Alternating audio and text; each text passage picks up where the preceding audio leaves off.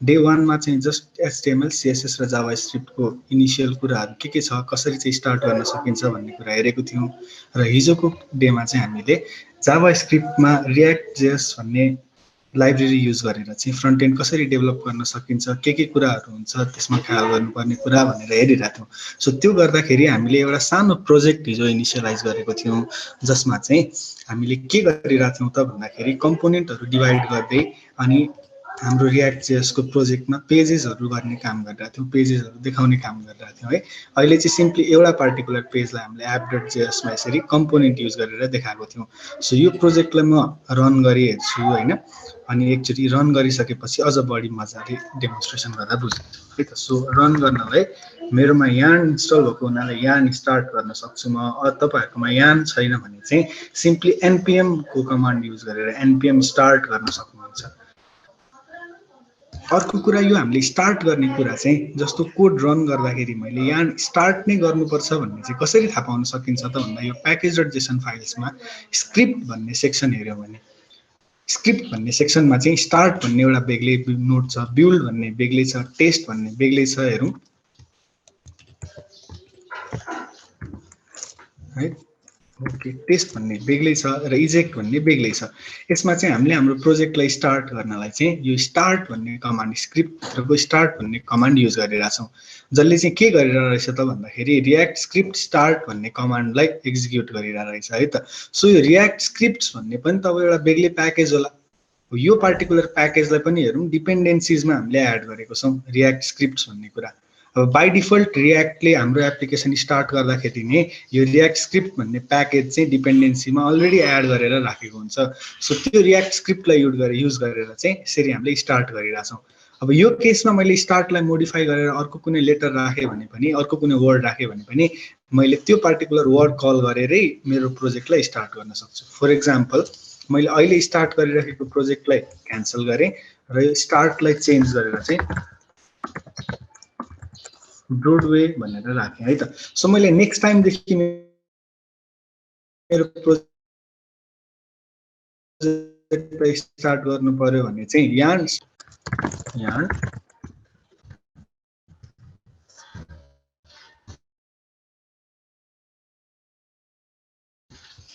Broadway भनेर use गर्न सक्छु। अब यो चाहिँ मेरो स्क्रिप्टको पार्ट भयो। यस्तै गरी मैले अरु स्क्रिप्टहरु पनि यहाँ एड गर्न सक्छु। आज हामी त्यस्तै एउटा स्क्रिप्ट एड गरेर टाइप स्क्रिप्ट सँगसँगै एउटा लोकल सर्भर, एउटा मक सर्भर चाहिँ हाम्रो रियाक्ट एप्लिकेसनमा कसरी सेटअप गर्न सकिन्छ र त्यो चाहिँ उतापट्टि हाम्रो Node.js मा हामीले क्रिएट गर्ने, एक्सप्रेस युज गरेर क्रिएट गर्ने रेस्टफुल एपीआई सँग कसरी सिमिलर हुन्छ त भन्ने कुराहरु हेर्छौं है त। प्लस उतापट्टि Node.js मा पनि एक्सप्रेस युज गरेर एउटा रेस्टफुल एपीआई क्रिएट गर्ने सानो एक्जाम्पल जस्तो हामी हेर्छौं। सो यो केसमा अहिले मैले अब प्रोजेक्टलाई स्टार्ट गरे र यहाँ पेजमा गएर हेर्ने हो भने लोकलहोस्ट कलन 3000 भन्ने पोर्टमा चाहिँ 3000 पोर्टमा चाहिँ मेरो प्रोजेक्ट रन भइराछ र त्यहाँ एउटा सर्टेन टेक्स्ट देखिराछ अहिले। यो टेक्स्ट कहाँबाट रेन्डर भइराछ त भनेर हेर्ने हो भने हाम्रो इनिशियल पोइन्ट चाहिँ index.html भन्ने फाइलबाट यो div id root भित्र चाहिँ हाम्रो कन्टेन्टहरु पेन्ट भइराछ। सो यो कन्टेन्ट चाहिँ अल्टिमेटली app.js को पेजको यो रिटर्न पार्टबाट आइराछ। अब रिटर्न पार्टमा चाहिँ हामीले के गरेको छौं त भन्दा माई कम्पोनेन्ट भन्ने आफ्नै एउटा ट्याग जस्तो क्रिएट गरेर कल गरेको छौं है। सो HTML भन्दा रियाक्ट युज गर्दाखेरिको फाइदा नै यो हो कि हामीले HTML मा उसको डिफाइन्ड कम्पोनेन्ट मात्र युज गर्न पायौं, त्यसमा अलिअलि स्टाइल्स मोडिफाई गर्न पायौं। तर रियाक्टमा चाहिँ हामीले हाम्रो आफ्नो नै ट्याग, आफ्नो नै कम्पोनेन्ट क्रिएट गर्न पायौं, जे नाम राखेर पनि।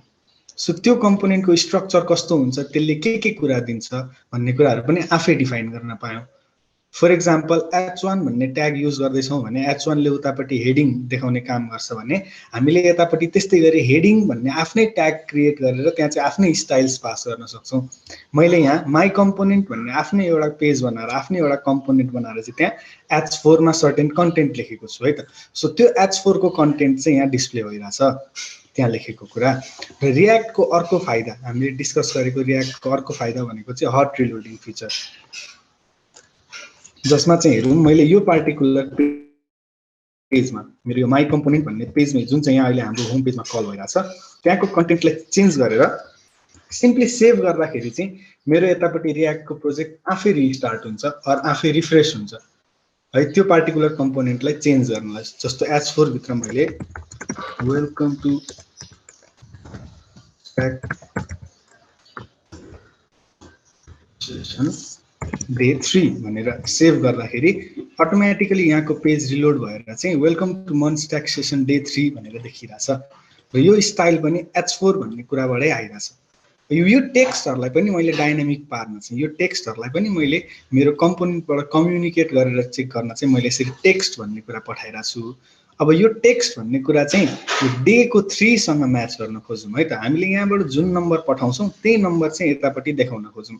सो त्यो गर्नलाई यहाँ हेरौँ, मैले माई कम्पोनेन्ट भन्ने मेरो कम्पोनेन्टमा एउटा नयाँ प्रपर्टी पठाएको छु टेक्स्ट भन्ने। सो यो प्रपर्टीलाई माई कम्पोनेन्ट भन्ने पेजमा फेच गर्नलाई चाहिँ म सिम्पली मेरो यो माई कम्पोनेन्टमा एउटा प्रप्स भन्ने भ्यालु लिन्छु र त्यो प्रप्स भित्र चाहिँ यहाँ पठाएको कुरा प्रप्सको टेक्स्ट भन्ने अब्जेक्टलाई कल गरेर चाहिँ त्यो भ्यालुलाई एक्सेस गर्न सक्छु। फर एक्जाम्पल मेरो यो 3 भन्ने कुरालाई मैले मेटाएँ र यहाँ props डट टेक्स्ट भन्ने होला है त app.js बाट टेक्स्ट भन्ने कुरा कल गरिरहेको छु। सो त्यो props डट टेक्स्ट भन्ने कुरालाई मैले रेन्डर गर्दाखेरि चाहिँ अब हेरौँ मन स्ट्याक सेसन डे 44 भनेर आयो भनेको मैले app.js बाट जे पठाइरहेको छु प्रप्समा त्यो कुरा आयो। यसलाई मैले रिप्लेस गरेर 3 भन्ने कुरा बनाएर सेभ गरेँ भने अटोमेटिकली वेलकम टु मन स्ट्याक सेसन डे 3 भनेर आयो। यसरी चाहिँ हामीले कम्पोनेन्ट एउटा कम्पोनेन्टबाट अर्को कम्पोनेन्टसँग कम्युनिकेट गर्न पायौँ। अब यस्तै गरी यसलाई हामीले इन्स्पेक्ट गरेर यसको सोर्स कोडमा हेर्ने हो भने चाहिँ यहाँ के कुन पार्टमा चाहिँ चेन्ज भइरहेछ त के चेन्जेस भइरहेछ भनेर रेकर्ड गर्नलाई चाहिँ जस्तो H4 को पार्टमा हेरौँ। अब यहाँ वेलकम टु मन स्ट्याक सेसन डे 3 भन्ने कुरा चाहिँ मेरो एउटै H4 भित्र लेखेको भए पनि मैले माई कम्पोनेन्ट भित्र एउटै H4 मा लेखेको भए पनि यहाँ चाहिँ दुईटा बेग्ला बेग्लै सेक्सनमा यसरी डबल कोटले छुट्याएर आइरहेछ है। एउटा चाहिँ टेक्स्ट छ वेलकम टु मन स्ट्याक सेसन डे भन्ने कुरा र त्यसपछिको यो जुन नम्बरको पार्ट छ प्रप्स डट टेक्स्ट भन्ने कुरा त्यो चाहिँ बेग्लै सेक्सनमा आइरहेछ। त्यो पनि यो इन्भर्टेड कमा भित्र एउटा बेग्लै पार्ट भनेर आइरहेछ। सो मैले यो टेक्स्टलाई चेन्ज गर्दाखेरि चाहिँ अब विचार गरौँ यो पार्टिकुलर कुरा H4 भित्रको यो नम्बरको कुरा मात्र चेन्ज हुन्छ, अरु हाम्रो डकुमेन्ट अब्जेक्ट मोडलमा भएको अरु एलिमेन्टहरु चाहिँ एज इट इज बसिरहेको हुन्छ। फर एक्जाम्पल मैले यो app.js मा गएर 3 भन्ने कुरालाई 3.0 बनाएँ। यसलाई सेभ गरेर हेर्दाखेरि चाहिँ ल यो पार्टिकुलर कुरामा चाहिँ चेन्ज नम्बर भएको हुनाले चाहिँ 3.0 नै आयो। 3.1 भन्ने कुरा राख्यो भने ल हेरौँ यो 3.1 मात्र चेन्ज भयो है। सिमिलरली त्यस्तै गरी यहाँ मैले चेन्ज गरेर 4 भन्ने कुरा राख्यो भने सेभ गरेर यो पार्टिकुलर ब्लक र हाम्रो यहाँ भित्रको कुरा चेन्ज भइरहेछ है भनेर हेड यो बडीको पार्ट पनि ब्लिङ्क भइरहेछ। सो यो 4 भन्ने कन्टेन्ट चाहिँ यति मात्र चेन्ज भइरहेछ। यो कसरी भइरहेछ त कसरी थाहा पाइरहेछ रियाक्टले यो कुरा भनेर हेर्ने हो भने चाहिँ रियाक्टले चाहिँ यो कुरामा के गरिरहेछ त भन्दा उसले आफ्नो एउटा virtual document object model create गरेर राखेको छ हाम्रो पेज रेन्डर गर्दाखेरिको र त्यो कुरामा हामीले के मोडिफाई गर्यौं भने चाहिँ उसले हाम्रो एक स्टेप पछाडीको डकुमेन्ट अब्जेक्ट मोडल र अहिले भ्यालु चेन्ज भइसकेपछिको आएको HTML को डकुमेन्ट अब्जेक्ट मोडललाई कम्पेयर गर्छ। दुईटाको कम्प्यारिजनमा कुन सेक्सन चाहिँ फरक छ कुन सेक्सनमा चाहिँ चेन्ज छ त्यो सेक्सन त्यो पार्टिकुलर सेक्सनलाई मात्र चेन्ज गरिरहेछ। त्यस्तै गरी हामीले अहिले युज गरेकोमा यो 4 भन्ने कन्टेन्ट मात्र त्यही तरिकाले चेन्ज भएको किनभने हाम्रो माई कम्पोनेन्टमा बाँकी कुरा त स्ट्याटिक नै छ। वेलकम टु मन स्ट्याक सेसन डे भन्ने सम्म त स्ट्याटिक नै छ। डाइनामिकली चेन्ज हुने कुरा भनेको त यो नम्बर मात्र छ। सो यो नम्बरलाई मात्र उसले चेन्ज गरिरहेछ। यसरी चाहिँ हाम्रो रियाक्टको एउटा एप्लिकेसनले काम गर्छ। सो यस्तै गरी अब हामीले विभिन्न राउटहरु क्रिएट गर्नुपर्ने छ रे बेग्ला बेग्लै पेजमा जानुपर्ने छ भने चाहिँ हामीसँग प्याकेजेसहरु हुन्छ राउटरको लागि। सो त्यो प्याकेजेसहरुलाई युज गरेर पनि हामी अगाडि बढ्न सक्छौं। तर अर्को एउटा यहाँ कुरा हामीले हिजो डिस्कस गरेको कुरामा अर्को एउटा डिपेन्डेन्सी के छ त भन्दा यो टेक्स्ट भन्ने कुरामा मैले नम्बर पठाए पनि टेक्स्ट भन्ने कुरामा स्ट्रिङ पठाए पनि अर जे अरु कुनै बुलियन भ्यालु पठाए पनि जे गरे पनि माई कम्पोनेन्टले चाहिँ सिम्पली त्यो props डट टेक्स्टलाई लिन्छ र यहाँ रेन्डर गरिदिन्छ। यो टेक्स्ट भन्ने कुराको टाइप डिफाइन नै भएको छैन। सो हामी फर्स्ट डे देखि भन्दै छौं जावास्क्रिप्ट भनेको डाइनामिकली टाइप्ड ल्याङ्ग्वेज हो भनेर। अब यो पोइन्टमा आएर चाहिँ त्यो डाइनामिकली टाइप्ड ल्याङ्ग्वेजको हामीले डिसएडभान्टेज पनि हेर्यौं है। यो कुरामा चाहिँ अब मलाई टेक्स्ट मात्र चाहिएको छ स्ट्रिङ भ्यालु मात्र चाहिएको छ भने मैले त्यसलाई लिमिट गर्न सकिन। और मैले यहाँ props को टाइप दिएर चाहिँ त्यसलाई लिमिट गर्न सक्छु तर त्यसले मेरो प्रोजेक्टको डिपेन्डेन्सी अलिकति अझ इन्क्रिज गर्छ। सो त्यसरी नगरिकन what we will do is हामी टाइप स्क्रिप्ट युज गर्छौं जसमा चाहिँ हामीले प्रप्सको हाम्रो कन्स्ट्यान्टको भेरिएबल्सको टाइप डिफाइन गर्न सक्छौं र त्यो टाइप बाहेक अरु कुरा इन्क्लुडेड हुँदैन त्यो टाइप बाहेक अरु कुरा लिइदैन है सो हिजो चाहिँ हामीले सिम्पली एउटा यति प्रोजेक्ट सेटअप गरेको थियौं र आज चाहिँ यो प्रोजेक्टमा अझ टाइप स्क्रिप्ट इन्क्लुड गरेर नयाँ प्रोजेक्टमा टाइप स्क्रिप्ट इन्क्लुड गरेर कसरी रन गर्ने र त्यो कुरामा हाम्रो सर्भरको कुराहरु सर्भरबाट रेस्पोन्स लिने सर्भरमा रिक्वेस्ट पठाउने कामहरु रियाक्टबाट कसरी गर्न सकिन्छ भन्ने कुराहरु हेर्छौं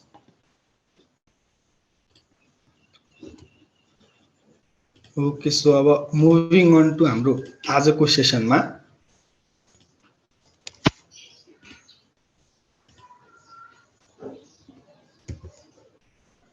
ओके सो डे 3 मा चाहिँ अब हामी हाम्रो मन स्ट्याकको कोर्समा के हेर्छौं त भन्दाखेरि आजको दिनमा चाहिँ रियाक्टमा टाइप स्क्रिप्ट कसरी युज गर्न सकिन्छ है सँगै हाम्रो सर्भर साइड एप्लिकेसन एक्सप्रेस.js मा कसरी क्रिएट गर्न सकिन्छ इनिशियली कसरी चाहिँ त्यसमा हामीले हाम्रो एन्ड पोइन्टहरुलाई राख्न मिल्छ र NoSQL डेटाबेसको इन्ट्रोडक्सन सँगै मंगूज भन्ने ODM MongoDB मा कसरी युज गर्ने भन्ने कुराको सानो एक्जाम्पल प्रेजेन्ट गर्छु र त्यसपछि अब हामीले बनाउने रेस्ट एपीआई भनेको के हो भन्ने कुरा पनि हामी हेर्दै जान्छौं है त सो अब पार्टमा आयो टाइप स्क्रिप्टमा है त सो सुरुमा चाहिँ म एउटा सानो एक्जाम्पल दिन्छु टाइप स्क्रिप्ट किन युज गरिन्छ त किन चाहियो हामीलाई टाइप स्क्रिप्ट भन्ने कुरा सो अघिकै हाम्रो रियाक्टको प्रोजेक्टमा हेरौं है त अघिको प्रोजेक्टमा हामीले यहाँ जसरी यो टेक्स्ट क्रिएट गरिराछौं एउटा टेक्स्ट पठाइराछौं त्यस्तै गरी म के गर्न चाहन्छु त भन्दाखेरि मेरो यो कम्पोनेन्टमा चाहिँ मेरो यो माई कम्पोनेन्ट भन्ने कुरा भित्र चाहिँ एउटा एरे होस्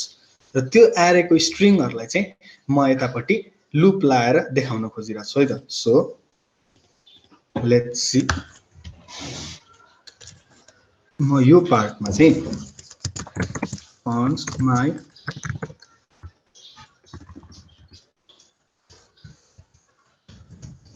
एरे भन्ने कुरा बनाउँछु र त्यो पर्टिकुलर एरेमा चाहिँ एलिमेन्ट्सहरु हुन्छ है त ए भन्ने कुरा भयो बी भन्ने कुरा भयो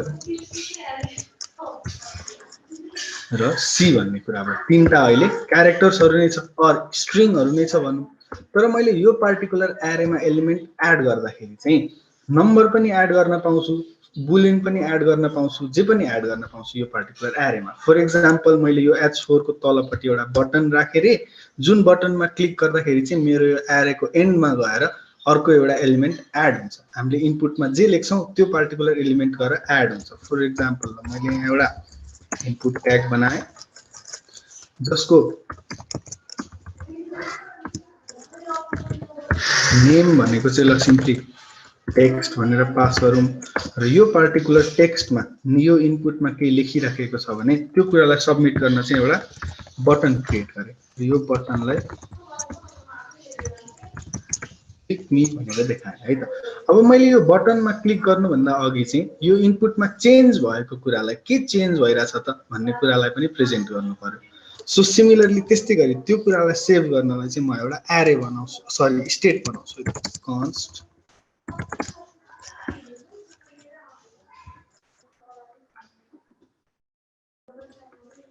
न्यू टेक्स्ट र सेट न्यू टेक्स्ट भन्ने कुरा क्रिएट गरे यो भनेको मेरो युज स्टेट इनिशियली यो न्यू टेक्स्ट भन्ने कुराको भ्यालु खाली स्ट्रिङ राखौं र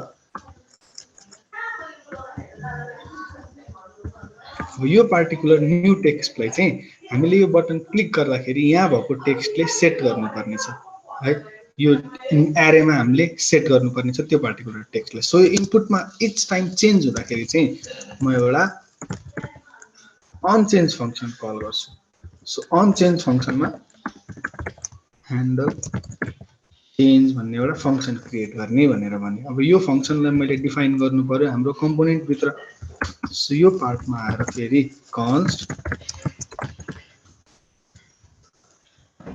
ह्यान्डल चेन्ज भन्ने एउटा फंक्सन डिक्लेयर गरे र यो पर्टिकुलर फंक्सनले चाहिँ अब यो त एउटा इभेन्ट हो किनभने चेन्ज हुँदाखेरि केही कुरा क्लिक हुँदाखेरि अर अन चेन्जमा कल हुँदाखेरि त एउटा इभेन्ट आउँछ के चाहिँ भयो त के कुराले गर्दा चाहिँ इनपुट आयो अर के कुराले गर्दाखेरि चाहिँ ट्रिगर भयो फंक्सन भन्ने कुरा त्यो इभेन्ट भन्ने कुरालाई पनि लियौँ। अब हामीले भ्याल्युहरू हेर्दाखेरि है त लेट्स चेक त्यो इभेन्टमा के आइरहेछ त, कसरी चाहिँ हाम्रो यो अनचेन्जले काम गरिरहेछ त। सो यो पार्टमा मैले के गरेँ त भन्दाखेरि कन्सोल लगमा इभेन्ट भन्ने कुरा राखेँ है त। यहाँ इभेन्टमा जे आउँछ त्यो कुरा चाहिँ यहाँ डिस्प्ले गर्ने। सो अब म यहाँ चेन्ज गर्छु इनपुटमा र इभेन्टमा चाहिँ मेरो भ्याल्यु कहाँ छ त, कहाँ गएर चाहिँ बसिरहेछ हामीले यहाँ लेखेको कुरा भनेर चेक गर्छु। मैले यसलाई सेभ गरेँ।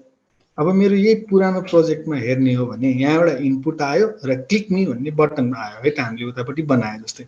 सो कन्सोलको पार्टमा अब म यहाँ केही कुरा लेख्छु, हेरौँ त एउटा इभेन्ट कल भयो हैन, एउटा कन्सोल लग आयो इभेन्ट कल भएर। सो त्यो कन्सोल लगमा चाहिँ अब हामीले के हेर्न सक्छौँ त्यो बबल्स भन्ने कुरा ट्रु छ हैन, यसले पनि सर्टेन के एट्रिब्युट्सहरू दिएर डिफल्ट प्रिभेन्टेड भन्ने कुरा फल्स छ। अब यो डिफल्ट प्रिभेन्टेड भन्ने कुरा हामीले जावा स्क्रिप्टमा अरू बेला गर्दा पनि प्रिभेन्ट डिफल्ट भन्ने फङ्सन युज गर्छौँ, त्यही कुरा हो। प्रिभेन्ट डिफल्ट भन्ने फङ्सन चाहिँ इनेबल छ कि छैन यसमा भन्ने कुरा है त। सो त्यसपछि हामीले यहाँ हेर्दाखेरि के हो त यो कुन कुरामा चाहिँ चेन्ज भएको छ त भन्दाखेरि टार्गेट भन्ने कुरा आइरहेको छ। हेरौँ त टार्गेटमा इनपुट छ है त, यो इनपुटको कुरामा चेन्ज भएको हुनाले चाहिँ टार्गेट इनपुट भनेर आयो। अब यही टार्गेटभित्र हामीले हेर्ने भने टन्नै भ्याल्युजहरू छन् हैन, एरियाको भ्याल्यु रे, एरियाको सर्ट भन्ने कुरा, साइज भन्ने कुरा, रो स्प्यान, रो इन्डेक्स, रो काउन्ट, टन्नै भ्याल्युजहरू छन् यहाँ, टन्नै कुराहरू डिफाइन्ड छन्। तर यसबाट हामीलाई यहाँ लेखिएको कुराको भ्याल्यु चाहिन छ। हेरौँ है त यहाँ के लेखिएको छ भन्ने कुराको भ्याल्यु लिनलाई चाहिँ हामीसँग टार्गेटभित्र पनि अर्को एउटा भ्याल्यु भन्ने अब्जेक्ट हुन्छ जसमा चाहिँ मैले जे लेखिरहेको छु त्यो देखिरहेछ है। ए भन्ने कुरा इनपुट गरिरहेको छु भने यहाँ ए भन्ने कुरा नै आइरहेछ। सो ओके, त्यही युज गरौँ हामी पनि इभेन्टभित्रको टार्गेटभित्रको भ्याल्यु भन्ने कुरालाई डिस्प्ले गरौँ। सो यहाँ गएँ म, अब कन्सोल लगमा चाहिँ अघि इभेन्ट मात्र गरिरहेको थिएँ, अब इभेन्ट र टार्गेट र भ्याल्युलाई दिएँ है त। सो लेट्स सी अब यो कन्सोल लगले चाहिँ के डेटा दिइरहेछ त। मैले फेरि कन्सोललाई क्लियर गरेँ र यहाँ राख्दाखेरि अब ए ए ए ए गर्दा हेरौँ त जतिचोटि मैले हाल्छु त्यतिचोटि मेरो यहाँ सेन्टेन्स चेन्ज यो कन्सोल लग चेन्ज भएर आइरहेछ है त। जतिचोटि एड गर्दै जान्छु त्यतिचोटि थपिँदै गइरहेछ। म घटाउँदै गयो भने पनि फेरि अनचेन्ज नै क्लिक हुन्छ यो क्यारेक्टर्सहरूमा। सो अनचेन्जमा कल हुँदाखेरि यसरी हाम्रो क्यारेक्टर्सहरू घट्दै नै आइरहेछ। सो इच टाइम हामीले हाम्रो इनपुटमा चेन्ज गर्दाखेरि चाहिँ इच टाइम यो इनपुटमा चेन्ज हुँदाखेरि चाहिँ यसको अनचेन्ज भन्ने फङ्सन कल हुँदो रहेछ हाम्रो इनपुटको, र त्यो फङ्सनमा आएको इभेन्टको टार्गेटभित्रको भ्याल्युमा चाहिँ हामीले लिएको भ्याल्यु हुँदो रहेछ है त, हामीले त्यहाँ इनपुट गरेको भ्याल्यु हुँदो रहेछ। सो अब यो कुरालाई सेभ गर्नलाई मैले इजिली हिजो गरे जस्तै गरी स्टेटमा सेभ गर्न सक्छु है। सो यो इभेन्ट डट टार्गेट डट भ्याल्युलाई चाहिँ मैले के गरेँ त भन्दा सेट न्यू टेक्स्ट, हाम्रो भ्याल्यु भनेको इभेन्टभित्र टार्गेटभित्रको भ्याल्यु है, यसरी हामीले यो टेक्स्टलाई सेट गर्न सक्छौँ। अब यो बटन क्लिक हुँदाखेरि चाहिँ मेरो यो क्लिक मी भन्ने बटनमा क्लिक हुँदाखेरि चाहिँ म यहाँ हामीले टेक्स्टमा सेट गरेको कुरालाई एरेमा राख्न चाहन्छु, सो द्याट यो एरेमा अर्को एलिमेन्ट एउटा गएर एड होस् है। यो एरेमा एउटा अर्को एक पार्ट गएर एउटा अर्को कुरा गएर एड होस्। अब त्यस्तै गरी यहाँ हेरौँ,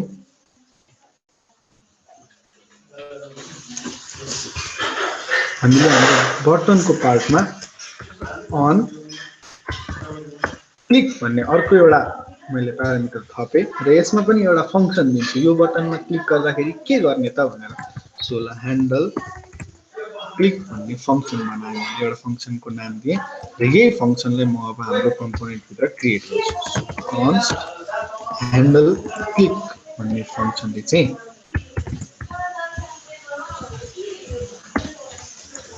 यो कुरामा चाहिँ ओके। सो हाम्रो न्यू टेक्स्टमा आएको कुरालाई एरेमा राख्नुपर्ने छ। माई एरे डट पुस, एरेको पुस भन्ने फिचर हामी युज गऱ्यौँ, फङ्सन युज गऱ्यौँ जावा स्क्रिप्टको फङ्सन, र त्यो फङ्सनमा चाहिँ अब एरेको एन्डमा के एड गर्नु छ भन्ने हामीले भ्याल्यु पास गर्नुपर्छ। सो त्यो भ्याल्यु भनेको हाम्रो के हो, न्यू टेक्स्ट भन्ने कुरा भयो। यसरी हामीले यो कुरालाई सेट गऱ्यौँ भने हाम्रो यो एरेमा यहाँको एरेमा गएर एड हुन्छ है त। सो मैले सेभ गरेँ, अब यो पार्टमा गएँ हैन, र यहाँ मैले फेरि मेरो कन्टेन्ट है टेक्स्ट भन्ने कुरा आयो र क्लिक मी भन्नेमा क्लिक गर्दाखेरि चाहिँ मेरो त्यो एरेमा एड हुनु पर्यो है त। अब अहिले त हामीले डिस्प्ले गराउने केही काम गरेको छैन, त्यो एरेमा के भयो, के चेन्जेस आयो भन्ने कुरा। सो त्यो कुरालाई पनि डिस्प्ले गराउनलाई चाहिँ हामी के गरौँ त भन्दा यो बनाएको एरेलाई स्टेटमा कन्भर्ट गरौँ र त्यो स्टेटलाई युज गरेर चाहिँ हामी अब भ्यालु देखाउँ है त। सो यसलाई पनि स्टेटमा कन्भर्ट गर्ने माई एरे र सेट माई एरे भन्ने एउटा कम्पोनेन्ट क्रिएट, यो स्टेट क्रिएट गरेर यहाँ मैले एबीसी भन्ने कुरा चाहिँ अब यसरी युज स्टेटको डिफल्ट भ्यालुमा दिनु पर्यो। सो युज स्टेट, अब हाम्रो डिफल्ट भ्यालु भनेको चाहिँ यो एबीसी भन्ने एरे हो। अब यो पार्टिकुलर एरेमा अब मैले सिधै यसरी माई एरे डट पुश गर्न त मिलेन, किनभने यो त अब स्टेटको भ्यालु छ। सो यसमा चाहिँ म एउटा नयाँ अपरेटर युज गर्छु, स्प्रेड अपरेटर है त। सेट माई एरे भन्ने कुरामा डट डट डट माई एरे, यसले चाहिँ के गर्छ त भन्दा माई एरेमा जे एलिमेन्ट छ, जे कुरा राखिएको छ त्यो कुरालाई पहिला स्प्रेड गर्छ। एबीसी भन्ने 3टा एलिमेन्ट छ भने त्यो एबीसी भन्ने कुरा नै पहिला यहाँ पपुलेट हुन्छ र त्यसपछि मेरो नयाँ भ्यालु के छ त न्यू टेक्स्ट भन्ने कुरा। त्यो पार्टिकुलर न्यू टेक्स्ट भन्ने कुरालाई पनि सेट गर्छ। तर यो सबै कुरा, यो यहाँ आएको माई एरे न्यू टेक्स्ट भन्ने सबै कुरा त एउटा एरे हो भनेपछि हामीले यहाँ यसरी एरे भनेर पनि डिफाइन गर्नुपर्छ है। यो चाहिँ एउटा एरेमा राख्नुपर्ने कुरा हो है भनेर। सो मैले ल अब सेभ गरेँ र मेरो यो बटनमा यो क्लिक हुँदाखेरि चाहिँ तलपट्टि अब मैले एउटा लिस्ट देखाउँछु, एउटा युएल भन्ने लिस्ट भयो जसमा चाहिँ एलाईहरू हुन्छ, लिस्ट आइटम्सहरू। सो त्यहाँ म फेरि एरेको एउटा अर्को फङ्सन युज गरेर चाहिँ मेरो एरेको एलिमेन्ट्सहरूलाई देखाउने काम गर्छु, हामीले जावा स्क्रिप्टमा लुप लाए जस्तै गरी। यहाँ चाहिँ अब रियाक्टमा चाहिँ म त्यस्तै गरी जावा स्क्रिप्टको एरेको म्याप भन्ने फङ्सन युज गर्छु है त। सो त्यो फङ्सन युज गर्नलाई हाम्रो पहिला एरेको नाम भनेको माई एरे डट म्याप, म्याप लाउँदाखेरि चाहिँ के हुन्छ त भन्दा इच एन्ड एभ्री एलिमेन्टहरूलाई चाहिँ 1 बाई 1 कल गर्छ। जस्तो फर्स्ट टाइम ए भन्नेलाई आउँछ, सेकेन्ड टाइम बी भन्ने आउँछ, थर्ड टाइम सी भन्ने आउँछ र त्यो एक एक गर्दै आएको एलिमेन्टलाई चाहिँ के भनेर राख्ने त, त्यो एक एक गर्दै आएको पार्टिकुलर एरेको इन्डेक्समा भएको अब्जेक्टहरूलाई चाहिँ अरू एलिमेन्ट्सहरूलाई चाहिँ के भनेर यहाँ भेरिएबलमा राख्ने भन्दा माई एरे भित्रलाई आइटम भनेर मैले सेट गरेँ है। यो पनि एउटा फङ्सन नै हो, एउटा कलब्याक फङ्सन हुन्छ। सो त्यो कुरामा पनि मैले एउटा फङ्सन कल गरेँ र यहाँभित्र चाहिँ अब म मेरो एलाइ पार्ट लिन्छु है त। एलाइ भित्र चाहिँ मलाई के चाहियो त भन्दा आइटम भन्ने कुरा चाहियो है। ल अब यसलाई रेन्डर गरौँ र यसलाई रेन्डर गर्दाखेरि यो युएलमा सुरुमा के आउँछ त एबीसी भन्ने कुरा आउँछ है। सो ल हेरौँ हाम्रो अनअर्डर्ड लिस्टमा एबीसी भन्ने कुरा आइरहेछ है। अब मैले नयाँ एलिमेन्ट एड गर्न खोजेँ त 1 भन्ने कुरा एड गर्न खोजेँ, क्लिक मी गर्दाखेरि 1 भन्ने कुरा एड भइरहेछ है। अब 3 भन्ने कुरा मैले एड गर्न खोजेँ, क्लिक गर्दा 3 भन्ने कुरा पनि एड भइरहेछ। यसरी मैले एलिमेन्ट्सहरूलाई हाम्रो यसमा एड गरिरहेको छु। तर मेरो यहाँ पार्टिकुलरली मैले अघि बनाएको एरे त माई एरे भन्ने कुरा त स्ट्रिङहरूको कम्बिनेसन थियो होइन, एबीसी भन्ने कुरा। यसमा नम्बर्स कहाँबाट आयो त, नम्बर्स त आउनु नहुनु पर्ने हो होइन, नदिनु पर्ने हो, खासमा हामीले रोक्नु पर्ने हो। यो कुरा चाहिँ हामीले हाम्रो भेरिएबलको अरू हाम्रो स्ट्रिङ टाइप डिफाइन गर्न नसकेर चाहिँ यस्तो भइरहेछ। यदि हामीले हाम्रो स्ट्रिङको टाइप डिफाइन गर्न चाहिँ यो चाहिँ स्ट्रिङहरूको मात्र एरे हो है, यसमा नम्बर आउन पाउँदैन भनेर डिफाइन गरेको भए चाहिँ हाम्रो त्यो नम्बरहरू हामीले लेखेको 1 3 नम्बरहरू चाहिँ यहाँ सेभ नहुने हुन्थ्यो होला होइन हो। सो यस्तो एम्बिग्युटीहरूलाई सल्भ गर्न चाहिँ, यस्तो कुराहरूलाई सल्भ गर्नलाई चाहिँ हामीले टाइप स्क्रिप्ट युज गर्छौँ यसको टाइप दिनलाई।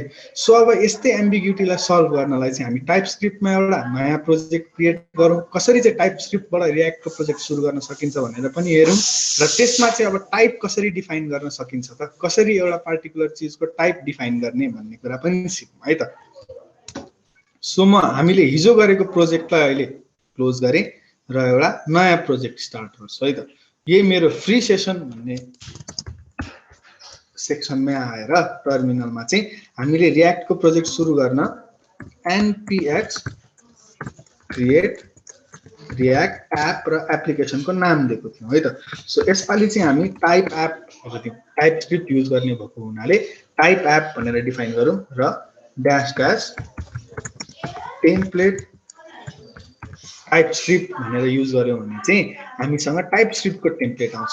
सो टाइप स्क्रिप्टको टेम्प्लेटमा र रियाक्टको टेम्प्लेटमा अब डिफरेन्स के हुन्छ त? सबभन्दा बेसिक डिफरेन्स भनेको चाहिँ के हुन्छ भन्दा हामीले जावा स्क्रिप्टमा अहिलेसम्म जति रियाक्टको फाइल्सहरू हेऱ्यौँ सबैको मेन एक्सटेन्सन भनेको चाहिँ .js रहेछ है त।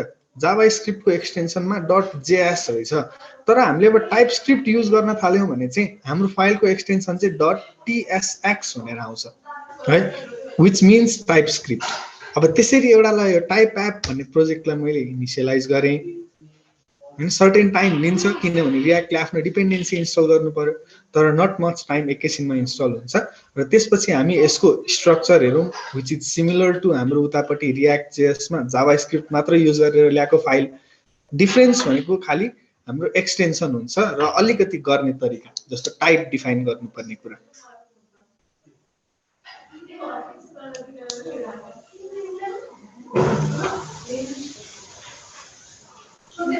ओके, सो एकछिन यो होस् ल, स्टार्ट भयो है। अब यहाँ दिएको अनुसार, यहाँ दिएको सजेसन अनुसार चाहिँ सिडी टाइप एप गर्नु रे, अनि यहाँ स्टार्ट गर्नु। ओके, सो त्यही गरौँ हैन। यहाँ देखे छ सिडी टाइप एप र यहाँ स्टार्ट गर्दा मेरो प्रोजेक्ट फेरि स्टार्ट हुन्छ, यहाँबाट सुरु भयो। अब यो पार्टिकुलर चीजमा हामीले यहाँ प्रोजेक्ट स्टार्ट गर्दा पनि रियाक्टको प्रोजेक्ट स्टार्ट गर्दा इनिशियली जावा स्क्रिप्टको प्रोजेक्ट स्टार्ट गर्दा जस्तो थियो, जे कुराहरू भइरहेको थियो एक्ज्याक्टली त्यही कुराहरू देखिरहेछ।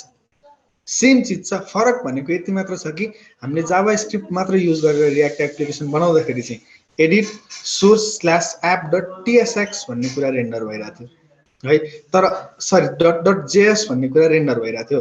तर हाम्रो टाइप स्क्रिप्ट युज गर्दाखेरि चाहिँ .tsx भन्ने कुरा रेन्डर भइरहेछ। अब यो .tsx भन्ने फाइलमा के कुरा रहेछ त, कसरी रेन्डर भइरहेछ भन्ने कुरा फेरि हेरौँ। सो यही रन गरेको पार्टमा मैले यो रनलाई क्लोज गरेँ र VS कोडमा यसलाई ओपन गरेँ। VS कोडमा ओपन गर्नलाई टर्मिनलको सर्टकट भनेको चाहिँ code space dot means all है त। टाइप एप भित्रको सबै फाइललाई चाहिँ VS कोडमा खोलौँ भन्न खोजेको। सो यो VS कोडको कोडमा हेर्ने हो भने, यहाँको हाम्रो फाइल्समा हेर्ने हो भने जस्ट सिमिलर टु हाम्रो रियाक्टकै पहिलाको प्रोजेक्ट, हिजोकै प्रोजेक्ट, तर डिफरेन्स भनेको सोर्सभित्र चाहिँ अब हामीले app.js index.js भन्ने कुरा हेरिरहेको थियौँ भने अबकोमा app.tsx index.tsx भन्ने कुरा डिफाइन भइरहेछ। अब यसमा हामी टाइप डिफाइन गरौँ है त। यो रिटर्नभित्र मैले सिधै हिजो गरेको कुरालाई रिपिट नगरिकन यति कुरालाई हटाइदिएँ है। ल अब टाइप डिफाइन गरौँ है त। यहाँ चाहिँ मैले सिम्पली के गरेँ भन्दा h3 भन्ने सेक्सन, h3 भन्ने भित्र चाहिँ हेलो टाइप स्क्रिप्ट भन्ने कुरा डिफाइन गरेँ। अब त्यस्तै गरी यो एपको पार्टमा चाहिँ मैले अब मेरो टाइप स्क्रिप्ट युज गर्नु पर्यो, टाइप डिफाइन गर्नु पर्यो। सो अघि जस्तै एक्जाम्पल एउटा हेरौँ है त। मैले यहाँ यदि अघि हामीले सुरुमा एक्जाम्पल हेर्दा ए भन्ने कुरामा सुरुमा इन्टिजर थियो, त्यसपछि क्यारेक्टर राख्दा पनि त जावा स्क्रिप्टले मानेकै थियो। अब मैले के गर्छु त भन्दा एउटा कन्स्ट ए भन्ने कुरा बनाउँछु जुन चाहिँ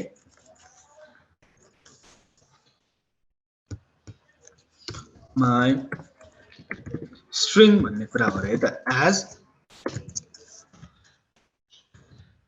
स्ट्रिङ भनेर मैले डिफाइन गरेँ। अब हेरौँ यो एज स्ट्रिङ भन्ने पार्ट जुन डिफाइन भएको छ एक्ज्याक्टली यही हो टाइप स्क्रिप्ट।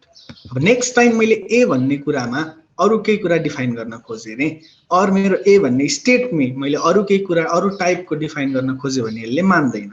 फर एक्जाम्पल यो कुराको एक्जाम्पल हेर्नु स्टेटबाट हेऱ्यो भने अझ सजिलो होला होइन। सो एउटा स्टेट क्रिएट गरौँ, भ्याल्यु र सेट भ्याल्यु भन्ने फङ्सन बनाएर यसमा युज स्टेट भनेर एउटा स्टेट क्रिएट गरेँ। र यो स्टेटको डिफल्ट भ्याल्यु चाहिँ 3 हो रे, जुन चाहिँ एज नम्बर हो रे है त। यो चाहिँ एउटा नम्बर मात्र हो। अब मैले सेट भ्याल्यु भन्ने फङ्सन युज गरेर स्ट्रिङ सेट गर्न पाउँदिनँ, यो कुरामा स्ट्रिङ दिन पाउँदिनँ। फर एक्जाम्पल यो पार्टमा चाहिँ मैले hello Java type script day भित्र चाहिँ यसरी भ्याल्यु भनेर देखाएको थिएँ, तर यहाँ भित्र एउटा बटन क्रिएट गर्छु जसले चाहिँ त्यो भ्याल्युलाई चेन्ज गर्छ है त। सो बटन अन क्लिकमा एउटा फङ्सन पास गरौँ। हाम्रो फङ्सन भनेको चेन्ज भ्याल्यु भन्ने फंक्सन भयो रे है। र यो पार्टिकुलर फंक्सनमा चाहिँ फेरि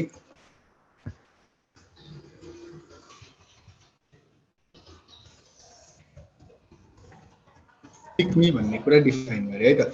अब यो चेन्ज भ्याल्यु भन्ने कुरालाई मैले यहाँ const change value equals to एउटा फंक्सन क्रिएट गरे र यो फंक्सनमा चाहिँ मेरो हेरौँ सेट भ्याल्युमा चाहिँ अब मैले 3 भन्ने कुरा नम्बरमा छ त्यसको ठाउँमा चाहिँ टेक्स्ट दिए है त। यस भनेर टेक्स्ट डिफाइन गर्न खोज्यो भने अब यहाँ के एरर आउँछ हेरौँ त। Argument of type string is not assignable to type number भनेर है, सेट स्टेट एक्सन नम्बर भनेर। सो यहाँबाट हामीले के बुझ्न सक्यौं त, के डिफरेन्स लिन सक्यौं त भन्दाखेरि टाइप डिफाइन गर्दाखेरि चाहिँ हामीलाई के सजिलो भयो भन्दा यो भेरिएबलको भ्यालु स्ट्रिङ हो कि नम्बर हो भनेर हामी कन्फ्युज हुन पाएनौं हैन, कन्फ्युज हुन दिएन यसले हामीले यही रहिकन पनि है। सो टाइप स्क्रिप्टले एउटा गर्ने फाइदा भनेको यसरी टाइप डिफाइन गरेर हाम्रो प्रोजेक्टमा एम्बिग्युटी घटाउँछ टाइपको। र यस्तै गरी हामीले नम्बर स्ट्रिङ बुलियन भन्ने भ्यालुजहरु पास गर्न पाउँछौं, डेट हैन, त्यस्तै खालको भ्यालुजहरु पास गर्न पाउँछौं, डेटा टाइपहरु। सो सिमिलरली अब यसरी डेटा टाइप मात्र दिए जस्तै गरी हामी के गर्न सक्छौं त भन्दाखेरि इन्टरफेस पनि क्रिएट गर्न सक्छौं जसमा चाहिँ एउटा अब्जेक्टको टाइप डिफाइन गर्न सकिन्छ र त्यो पार्टिकुलर अब्जेक्टमा के भ्यालु आउँछ त भन्ने कुरा डिफाइन गर्न सकिन्छ। फर एक्जाम्पल म यहाँ हेरौँ एउटा नयाँ इन्टरफेस क्रिएट गर्छु है त। इन्टरफेस माई इन्टरफेस भन्ने कुरामा सिम्पली मैले के पास गरे त भन्दाखेरि सरी इन्टरफेस भन्ने कुरामा चाहिँ एउटा नेम आउँछ रे जुन चाहिँ स्ट्रिङ हो है, अर्को क्लास आउँछ रे जुन पनि स्ट्रिङ हो है भनेर डिफाइन गरे मैले। यति इन्टरफेस डिफाइन गरिसकेपछि हामी के गर्न सक्छौं त भन्दा हाम्रो स्टेटमा यो पार्टिकुलर इन्टरफेसलाई राख्दिन सक्छौं कि। अब मैले यो पार्टिकुलर इन्टरफेसलाई राख्नलाई चाहिँ अब टाइप भन्ने कुरा जुन एज नम्बर भन्ने कुरा दिएको छु त्यहाँ चाहिँ एज माई इन्टरफेस भनेर डिफाइन गर्न सक्छौं। अब फेरि यहाँ एरर आयो हेरौँ, यहाँ के एरर दिन्छ त भन्दाखेरि अब हाम्रो चाहिँ नम्बर भन्ने मात्र छ 3 भन्ने कुरा, तर माई इन्टरफेसमा चाहिँ सफिसिएन्टली ओभरल्याप हुन्छ भनेर भन्यो है त। सो यो 3 भन्ने कुरा चाहिँ नम्बर मात्र सेट गर्न मिलेन हो माई इन्टरफेसमा। माई इन्टरफेसमा चाहिँ एउटा अब्जेक्ट हुनु पर्यो जसमा चाहिँ नेम र क्लास डिफाइन्ड छ। फर एक्जाम्पल मेरो यो पार्टिकुलर अब्जेक्टमा नेम भन्ने कुरा आशिष आयो रे र त्यस्तै गरी क्लास भन्ने कुरामा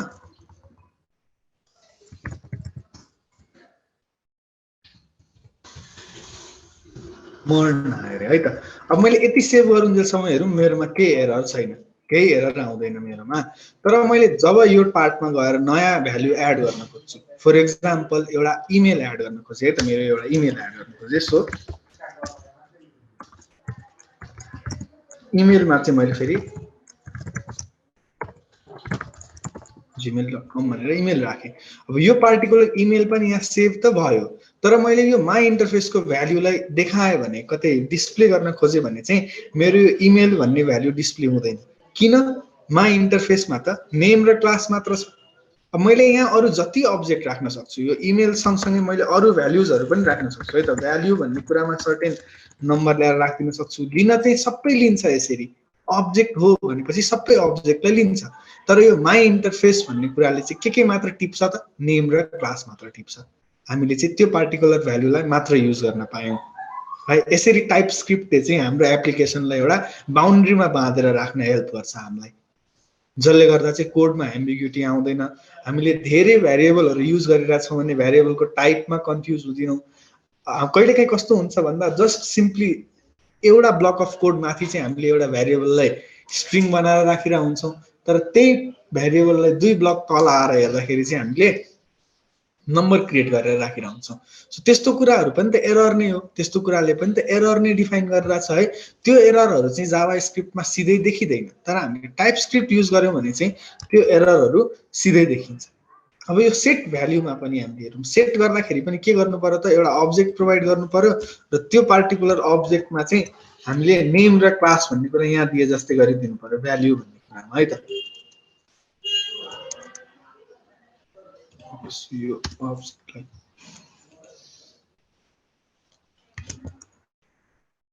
हामीले यो सबै कुरा नेम र क्लास भन्ने कुरा चाहिँ एउटा अब्जेक्टले ऱ्यापअप गर्नु पर्यो हैन, किनभने यो त एउटा अब्जेक्ट हो। सो त्यति सेभ गर्दाखेरि हेरौँ, फेरि मेरो अपडेटेड भ्यालुमा सेट भ्यालुमा अपडेटेड भ्यालु आएर बसिरहेको हुन्छ।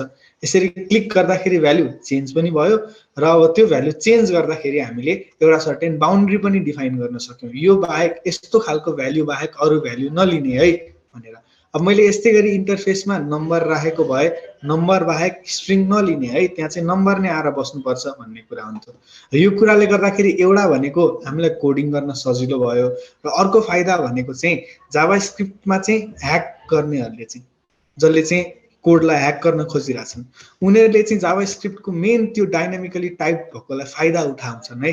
उनीहरूले चाहिँ त्यो भ्याल्युबाट चाहिँ त्यो पार्टिकुलर डेटाबेसबाट त्यो पार्टिकुलर हाम्रो प्रोग्रामबाट चाहिँ भ्याल्युजहरू चोर्न सक्छन्। तर हामीले यदि यसरी टाइप डिफाइन गऱ्यौँ भने त अब कुन टाइपको पठाउनु पर्ने हो त भ्याल्यु त्यो पार्टिकुलर डेटालाई रिट्रिभ गर्नलाई भन्ने कुरा पनि त हुनु पर्यो।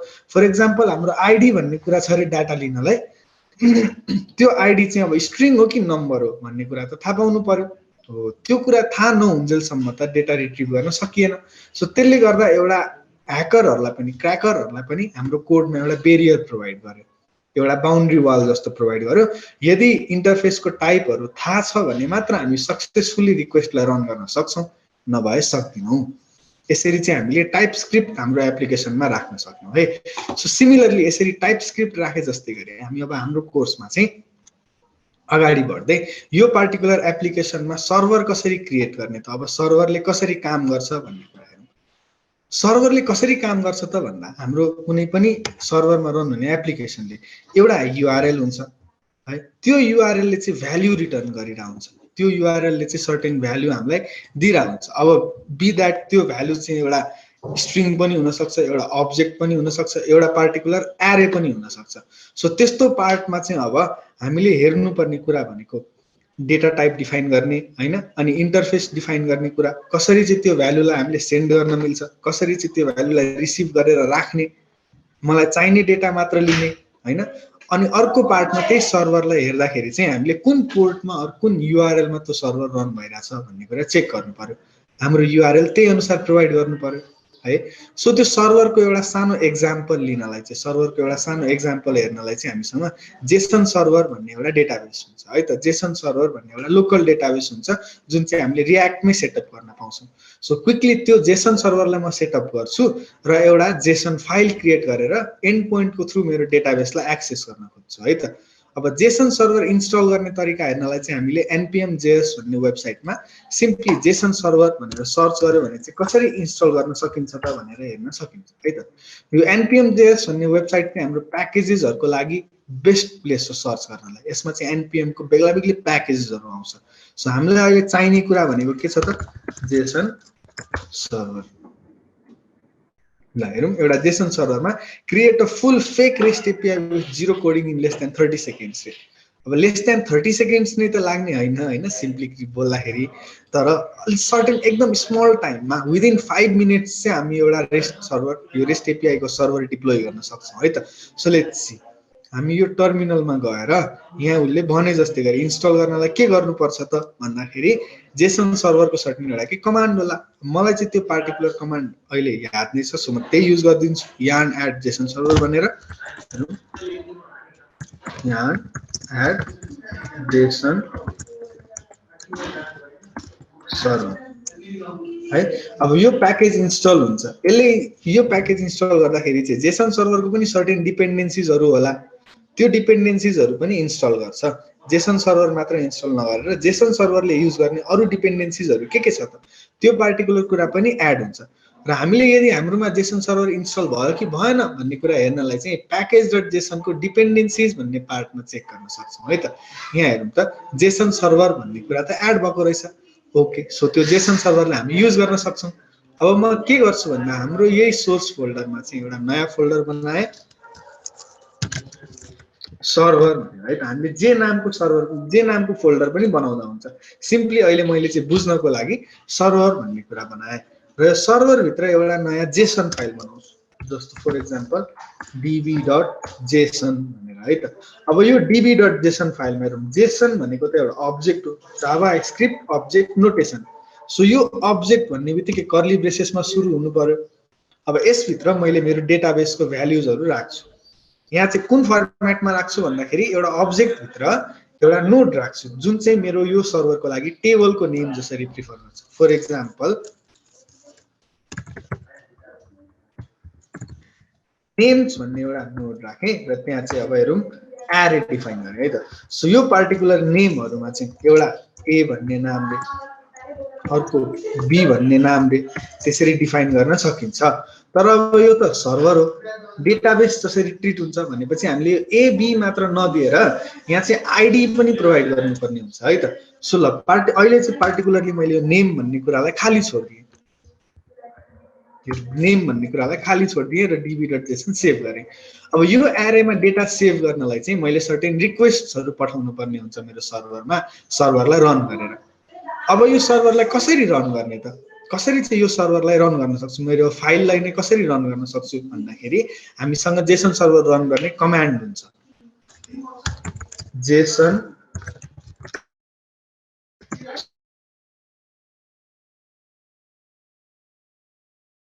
सर्भर ड्याश ड्याश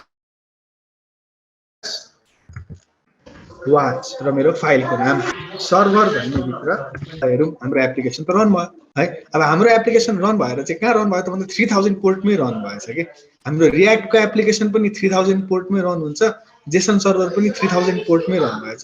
सो मैले यदि अर्को नयाँ टर्मिनल खोलेर चाहिँ त्यहाँ चाहिँ मेरो प्रोजेक्टलाई स्टार्ट गर्न खोजेँ, स्टार्ट गर्दाखेरि चाहिँ हाम्रो रियाक्टको प्रोजेक्टले चाहिँ के भन्छ त भन्दा यो प्रोजेक्टमा स्टार्ट गर्न सक्दिन 3000 मा, किनभने something is already running on port 3000। हुन पनि हो हाम्रो डेटाबेसको सर्भर पनि 3000 मै रन भइरहेछ। सो कि त हामीले अब रियाक्टको पोर्ट चेन्ज गर्नु पर्यो और हाम्रो सर्भरको पोर्ट चेन्ज गर्नु पर्यो। सो रियाक्टको पोर्ट चेन्ज गर्नु भन्दा सजिलो चाहिँ हामीलाई सर्भरकै पोर्ट चेन्ज गर्न हुन्छ हैन, किनभने रियाक्टको पोर्ट हाम्रो प्रोजेक्टमा मात्र चेन्ज गरेर भएन, यदि कतै डिप्लोय गरेको छ कुनै वेबसाइटमा युज गरिरहेछौँ भने त्यो पार्टिकुलर कुराले पनि त पोर्ट 3000 नै युज गरेर हुन्छ। सो हाम्रोमा चेन्ज गर्नु भन्दा पनि हामी जेसन सर्भरको पोर्टलाई चेन्ज गर्न सक्छौँ। फर एक्जाम्पल मेरो त्यही अघिको जेसन सर्भरकै कमान्ड जे छ त्यसमा मैले ड्याश ड्याश पोर्ट भनेर एउटा नयाँ पोर्ट डिफाइन गरिदिएँ। फर एक्जाम्पल 4000 डिफाइन गरेँ। अब ओपन गर्दाखेरि हेरौँ अघि 3000 मा खोलेको प्रोजेक्ट 4000 मा खोलिरहेछ है त, मेरो लोकलहोस्ट कलन 4000 मा आइरहेछ। ओके, सो यसरी मैले मेरो सर्भरलाई रन गर्न सकेँ र यो कोड चाहिँ मैले इच टाइम हालिराख्नु पर्छ हैन सर्भरलाई रन गर्दा, त्यो त एकदम टिडियस जब जस्तो भयो।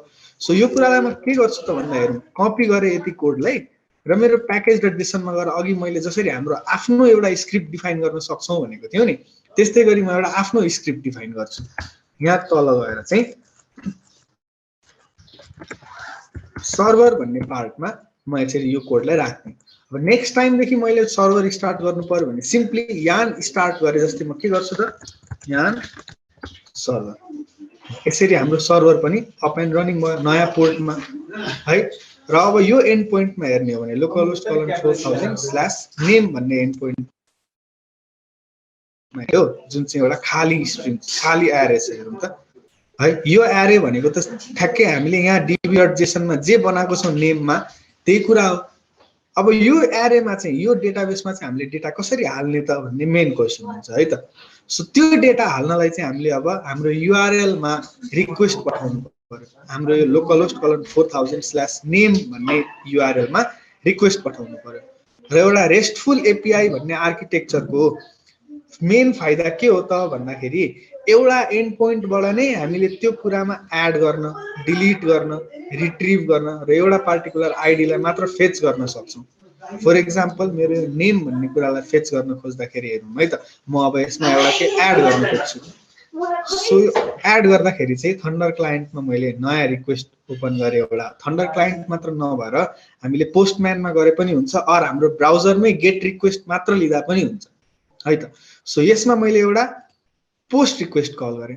पोस्ट रिक्वेस्टमा चाहिँ हाम्रो युआरएल के हुनु पर्यो, लोकल होस्ट कलन 4000/name भन्ने कुरा है त यो युआरएल त्यसले दिइराछ so local host colon 4000/name भन्नेमा हेरौँ है त अब यसमा मैले कुनै अब्जेक्ट एड गर्न खोज्दैछु भने बडीको जेसन पार्टमा है किनभने यो जेसन सर्भर हो यसले त जेसन भन्ने कुरालाई मात्र इन्क्लुड गर्न सक्छ सो यो जेसन पार्टमा चाहिँ म के गर्छु त भन्दा एउटा नेम भन्ने कुरा भ्यालु बेग्लै पठाउँछु सो यो नेम भन्नेमा चाहिँ ल मैले आशिष भनेर पठाएँ अरे है त अब यो नेम भन्ने कुरा सेन्ड गर्दाखेरि हेरौँ त नेम आशिष आइडी 1 भनेर रेस्पोन्स आइरहेछ है अब यो रेस्पोन्स कहाँ चेन्ज हुन्छ त कहाँ गएर चाहिँ बस्यो होला त यो कुरा भन्दाखेरि हामीले अघि बनाएको db.json फाइलमा हेरौँ त एउटा नेम एड भइरहेछ है यो एरेमा एउटा अब्जेक्ट आइरहेछ नेम र आइडी भएको कुरा सिमिलरली यस्तै गरी अर्को नेम एड गर्नु पर्यो मैले आशिष जस्तै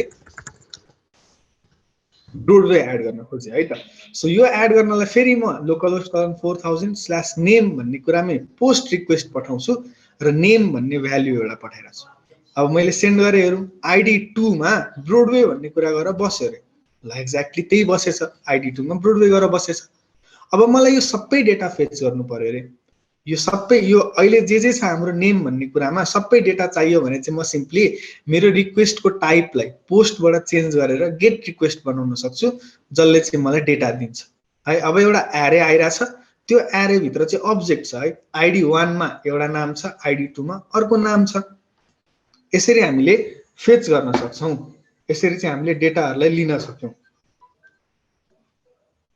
ल अब नेक्स्ट पार्टमा चाहिँ हामी एउटा पार्टिकुलर आइडीलाई मात्र फेच गरेर हेरौँ न त हैन हामीले एउटा डेटाबेसमा हुने क्रुड अपरेसनमा क्रिएट गर्ने काम पनि गर्यौं रिड गर्ने काम पनि गर्यौं अब रिड गर्दाखेरि चाहिँ एउटा पार्टिकुलर आइडी को डेटालाई मात्र रिड गरौँ न त मलाई चाहिँ यो ब्रोडवेको डेटा मात्र चाहियो रे अब म त्यो कुरालाई कसरी फेच गर्न सक्छु त भन्दाखेरि मेरो रेस्टफुल एपीआई को आर्किटेक्चर अनुसार चाहिँ जुन एपीआई मा एड गरिराछौं जुन एन्ड पोइन्टमा एड गरिराछौं त्यही एन्ड पोइन्टमा स्ल्याश हाम्रो पार्टिकुलर नोड को आइडी दिनु पर्यो फर एक्जाम्पल मलाई 2 भन्ने आइडी को डेटा फेच गर्न मन छ भने चाहिँ name/2 भनेर गेट रिक्वेस्ट पठाउनु पर्यो अब हेरौँ त हाम्रो रेस्पोन्समा नेम ब्रोडवे आइडी 2 मात्र आइराछ सिमिलरली यस्तै गरी मैले आइडी 1 भएको कुरा चाहियो भने आइडी 1 नेम आशिष मात्र आइराछ है हाम्रो एउटा रेस्टफुल एपीआई को स्ट्रक्चर चाहिँ यस्तो हुन्छ यसरी काम गरिरा हुन्छ हाम्रो एउटा रेस्ट एपीआई ले सो यो डेटालाई मैले अब हाम्रोमा फेच गर्नलाई हाम्रो रिएक्ट को एप्लिकेसनमा फेच गर्नलाई पनि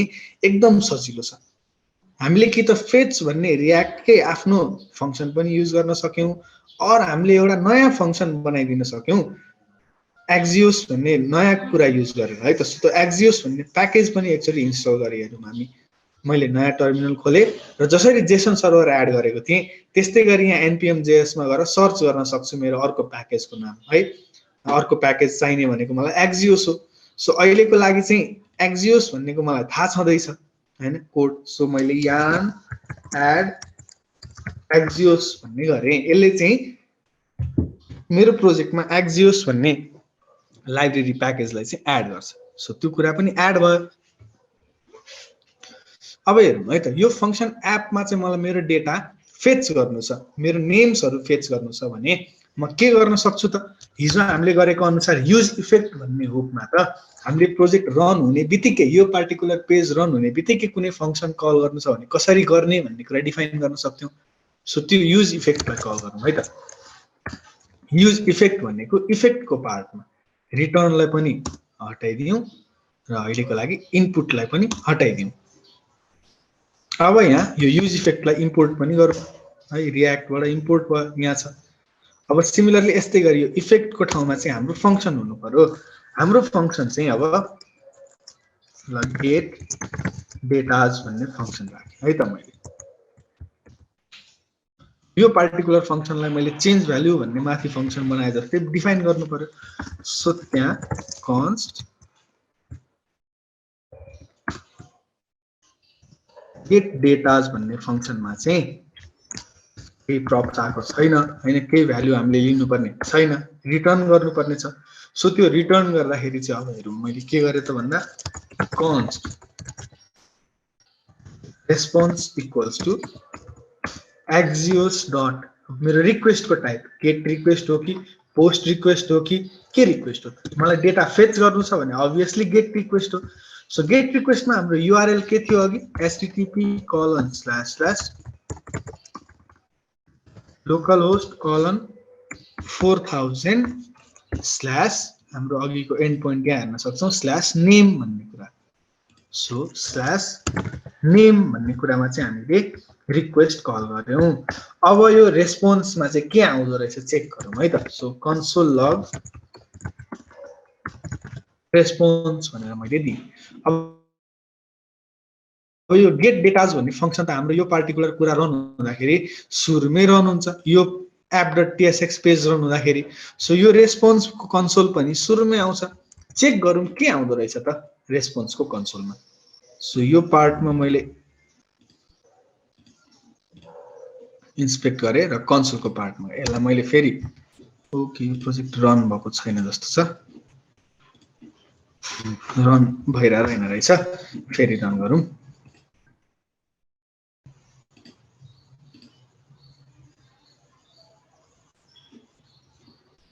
ल अब यो एउटा नेम क्लास इमेल भ्याल्यु भन्ने कुरा चाहिँ हाम्रो रियाक्टमा एड गर्न मिल्दैन रहेछ चाइल्डमा, किनभने त्यसमा चाहिँ नेम र क्लास मात्र छ भनेर भनिरहेछ यो पार्टिकुलर कुराले चाहिँ। यो चाहिँ कहाँको एरर आयो त भन्दा मैले यहाँ यसरी भ्याल्यु सेट गर्ने बेलामा इमेल भ्याल्यु भन्ने कुरा दुईटै सेट गरिदिएको छु नि त। अब मैले यो दुईटा कुरालाई हटाएँ भने चाहिँ मेरो त्यो कम्प्लिटली रन हुन्छ मेरो यो एप्लिकेसन है त। अब यही कीमा चाहिँ मैले यहाँ युज गरेको नेम क्लास भन्ने कुरा पनि सँगै हेरौँ। अब्जेक्ट रेन्डर कलेक्सन ठिकै छ, केही फरक परेन। यहाँ चाहिँ एरे भइहाल्यो, यसमा चाहिँ अब यो राखिरहेको छु। अब यो पार्टिकुलर चिजलाई यसलाई पनि अहिलेको लागि रिमुभै गर्यौँ, केही युज गरेको छैन त्यसलाई हामीले। सो यो बटनको पार्टलाई पनि हटाउँदाखेरि हाम्रो कोड चाहिँ रन भएर हामीले एप्लिकेसन हेर्न सक्छौँ। अब यसमा मैले इन्स्पेक्ट गरेर रेस्पोन्सको पार्टमा मात्र हेरौँ है त, हामी उतापट्टिको एप्लिकेसनको एररलाई चाहिँ अहिले सोध्छौँ। सो यो कन्सोलको पार्टमा चाहिँ हेरौँ त मेरो रेस्पोन्समा ओके नेम र क्लास मात्र आइरहेछ। यो चाहिँ रिफ्रेसै भएन जस्तो छ।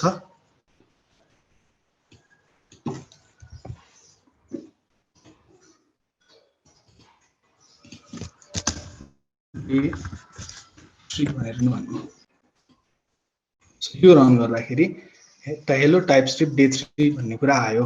तर मैले यो पेजलाई रिफ्रेस गर्दा मेरो त एक्जियोसको कुरा रन हुनु पर्थ्यो। सो त्यो app.tsx को लाइन नम्बर 23 मा हामीले जुन कन्सोल राखेको छौं यो पार्टमा हेरौँ, लाइन नम्बर 23 मा जुन हामीले कन्सोल लग रेस्पोन्स गरेको छौं त्यो चाहिँ के आइरहेको रहेछ त भन्दा एउटा प्रमिस भन्ने कुरा आइरहेको रहेछ जुन चाहिँ पेन्डिङ छ है त। अब यहाँबाट चाहिँ हाम्रो असिन्क्रोनस प्रोग्रामिङको कन्सेप्ट सुरु हुन्छ। पेन्डिङ किन आइरहेछ त भन्दा हाम्रो कोड वाइज चाहिँ नेक्स्ट लाइनमा पुगिसक्यो, यो लाइन एक्जिक्युट गर्यो, त्यसपछि यो लाइनमा पुगिसक्यो इन्टरप्रेटर, तर यो लाइनमा चाहिँ कम्प्लिटली डेटा आइसकेको छैन। यो एक्जियोसले डेटा रिटर्न गरिसकेको छैन, डेटा आउन अलिकति टाइम लाग्ला जस्तो छ।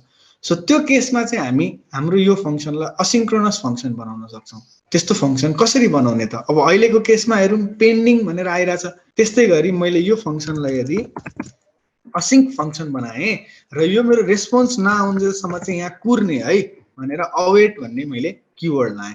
त्यति गर्दाखेरि चाहिँ यो एक्जियोसबाट रेस्पोन्समा डेटा नआउन्जेलसम्म नेक्स्ट लाइनमा पुग्दैन। दैट इज मेरो रेस्पोन्स कम्प्लिटली यो एपीआई बाट नआएसम्म यो रेस्पोन्सको कन्सोल लग रिड हुँदैन। यही कुरालाई मैले यहाँ हेर्दाखेरि अब हेरौँ, फेरि रिफ्रेश गरेँ, फेरि मेरो त्यही कोड रन हुनुपर्ने हो हैन। ओके अहिले चाहिँ नेटवर्क एरर आइरहेको रहेछ, इन्टरनेटको सायदले गर्दाखेरि भइरहेछ। एचटीटीपी ल यो प्रोटोकल गल्ती भएको रहेछ है त।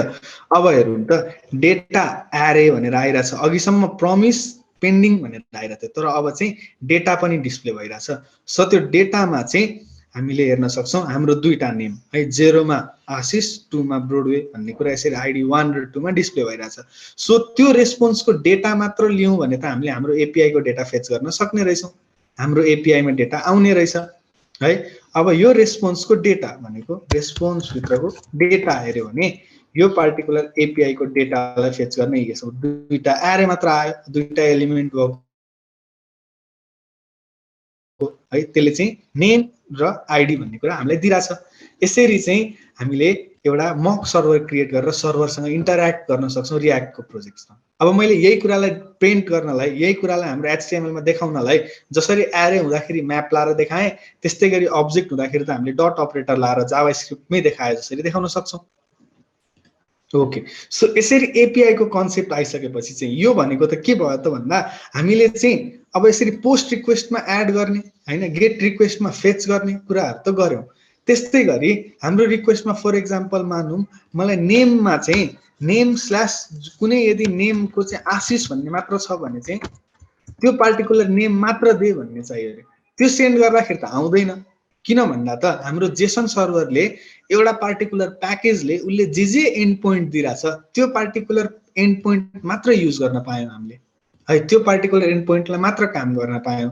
अब यदि हामीले यो एन्ड पोइन्टहरु नै यो सर्भरहरु नै आफै बनायौं र यो एन्ड पोइन्ट नै आफै डिफाइन गर्यौं भने त हामीलाई सजिलो भयो, हामीले जे युआरएल राखे पनि भयो, जसरी काम गरे पनि भयो। हो, एक्ज्याक्टली यही प्रोसेसको लागि चाहिँ, यही गर्नको लागि चाहिँ हामीलाई मर्ज स्ट्याकमा एक्सप्रेस चाहिन्छ। हाम्रो आफ्नै एन्ड पोइन्ट डिफाइन गर्न हैन, आफ्नै क्वेरीहरु डिफाइन गर्न, यो सर्टेन एन्ड पोइन्ट आउँदाखेरि यो कुरा यो युआरएल कल हुँदाखेरि के गर्ने भनेर आफ्नै फंक्सन लेख्न। इच टाइम मलाई गेट रिक्वेस्टमा लोकलहोस्ट कलन 4000/name भन्ने कुरा मात्र आउँदाखेरि नेम र आइडी सँगसँगै चाहिँ मलाई अरु केही भ्यालु पनि पठाउनु पर्ने थियो रे। त्यो त मैले अहिले जेसन सर्भर युज गरेर पठाउन पाउँदिन। यो त सिम्पली एउटा टेस्ट सर्भर जस्तो, मक सर्भर जस्तो मात्र हो है। सब यो कुरालाई फुलफिल गर्न चाहिँ यस्तो डाइनामिकली हाम्रो युआरएल हामीले आफै क्रिएट गर्नलाई चाहिँ हामी नोड.js को एक्सप्रेस फ्रेमवर्क युज गर्छौं, जसबाट चाहिँ जसरी अहिले हामीले विदिन 30 सेकेन्ड्स त नभनौं, विदिन 2 मिनेट्स एउटा सर्भर क्रिएट गर्यौं, त्यस्तै गरी उता एक्सप्रेसमा पनि विदिन 2-3 मिनेट्समा हामी एउटा सानो सर्भर क्रिएट गर्न सक्छौं है त। सो अगाडि बढ्दै जाँदा हाम्रो यहाँको कन्टेन्ट पनि हेरौँला। जेसन सर्भरको पार्टमा हामी फिनिश गर्यौं र अब हामी एक्सप्रेस जेएस तिर जाँदैछौं है त, एक्सप्रेस फ्रेमवर्क युज गर्नेतिर। सो एक्सप्रेसमा हामीले गर्ने भनेको एउटा नोड प्रोजेक्ट क्रिएट गरौँ, अनि त्यसमा एक्सप्रेसको एप्लिकेसन कसरी ह्यान्डल गर्ने भन्ने कुरा हेरौँ, र रिक्वेस्ट र कसरी रेस्पोन्स कसरी ह्यान्डल गर्ने एक्सप्रेसमा भन्ने कुरा हेर्छौं, र सानो मिडलवेयरको एक्जाम्पल पनि हेर्छौं है त। अब फेरि ब्याक टु कोड जाउँ, ब्याक टु हाम्रो अघिको पार्टमा, र यो टाइप एप भन्ने पार्टबाट म बाहिर निक्लेर मेरो एउटा नयाँ प्रोजेक्ट सुरु गर्छु है। सो त्यो प्रोजेक्टको नाम चाहिँ म के राख्छु त भन्दा एक्सप्रेस एप भनेर राखेँ है त। अब त्यो राख्दाखेरि ल हेरौँ, mkdir म एउटा नयाँ फोल्डर क्रिएट गर्छु, एक्सप्रेस एप भन्ने कुरा। ल अब cd एक्सप्रेस एप भित्र म गएँ। यो एपमा चाहिँ मलाई अब नयाँ एउटा जावास्क्रिप्टको प्रोजेक्ट चाहिएको छ। सिम्पली भन्दाखेरि नोड.js पनि त जावास्क्रिप्ट नै हो, एक्सप्रेस.js पनि जावास्क्रिप्ट नै हो। सो त्यो जावास्क्रिप्टको प्रोजेक्ट चाहिँदाखेरि चाहिँ फर्स्ट एन्ड फरमोस्ट थिङ मैले के गर्नु पर्यो त भन्दा हरेक जावास्क्रिप्टको प्रोग्रामको एउटा हार्ट डिक्लेयर गर्नु पर्यो, भनेको प्याकेज.json बनाउनु पर्यो। अब अहिले मेरो यो पार्टिकुलर फाइलमा हेर्ने हो भने VS कोडमा केही पनि हुँदैन, खाली छ है मेरो फाइल। अब यहाँ म एउटा प्याकेज.json फाइल क्रिएट गर्छु, तर म्यानुअली यसरी एड न्यू फाइल गरेर प्याकेज.json भनेर क्रिएट गर्दिनँ कि नोड.js लाई कमान्डको थ्रु आफै क्रिएट गर्न दिन्छु है त। सो यहाँ मैले npm भन्ने युज गरेर npm init भन्ने कोड रन गरेँ है। अब यहाँ हेरौँ त उसले के भन्दैछ त भन्दाखेरि this utility will walk you through creating a package json file भनेको यो npm init भन्ने कुराले चाहिँ प्याकेज.json फाइल बनाउनलाई हेल्प गर्दो रहेछ। सो अब यो कुरामा चाहिँ के राख्न मिल्छ त, कमन टर्म्सहरु, त्यो टर्म्सहरु चाहिँ हामीले यहाँ सेट गर्न मिल्छ। फर एक्जाम्पल हामीले यहाँ सोध्दै गइराछ हेरौँ प्याकेज नेम भनेर। अब यो चाहिँ ब्र्याकेटमा जे कुरा दिएको छ त्यो चाहिँ डिफल्ट हो। त्यो कहाँबाट भ्यालु आइरहेछ त भन्दाखेरि हामीले फोल्डरको नाम जे राखेको छौं त्यही भ्यालु भनेको हाम्रो प्याकेजको नाम आइरहेछ। हामीले फोल्डरको नाम express-app राखेको थियौं भने हाम्रो प्याकेज नेम पनि express-app नै छ। सो भर्जन पनि 1.0.0 नै छ। ओके, डिस्क्रिप्सन हामीलाई राख्न मन छ भने ठीक छ, मन छैन भने एन्टर। अब एन्ट्री पोइन्टको कुरा आयो, जसरी हाम्रो रियाक्टको प्रोजेक्टको एन्ट्री पोइन्ट index.html फाइल थियो, त्यस्तै गरी यो जावास्क्रिप्ट सर्भर साइड एप्लिकेसनको जावास्क्रिप्टको एन्ट्री पोइन्ट के राख्ने त भन्ने कुरा पनि डिफाइन गर्न मिल्छ। सो ओके, अहिलेको लागि बाइ डिफल्ट index.js दिइराछ भने हामी पनि त्यही नै युज गरौँ, त्यसलाई राख्ने। अब टेस्ट कमान्ड भन्ने छ, टेस्ट कमान्ड मलाई केही पनि चाहिएन ल, गिट रिपोजिटरी पनि अहिलेको लागि ल छैन रे, कीवर्ड्स पनि नराख्ने, अथर पनि नराख्ने, लाइसेन्स पनि बाइ डिफल्ट जे छ त्यही ल। अब उसले चाहिँ मलाई एउटा प्याकेज डट जेसन को फर्मेट बनाएर दियो, हेरौँ है त, नेम यो, भर्जन यो, डिस्क्रिप्सन छैन, मेन इन्डेक्स डट जेएस भनेको entry point index dot JS, scripts भन्ने कुरा है त, नो टेस्ट स्पेसिफाइड, हामीले टेस्ट त केही पनि हालिनौँ। अब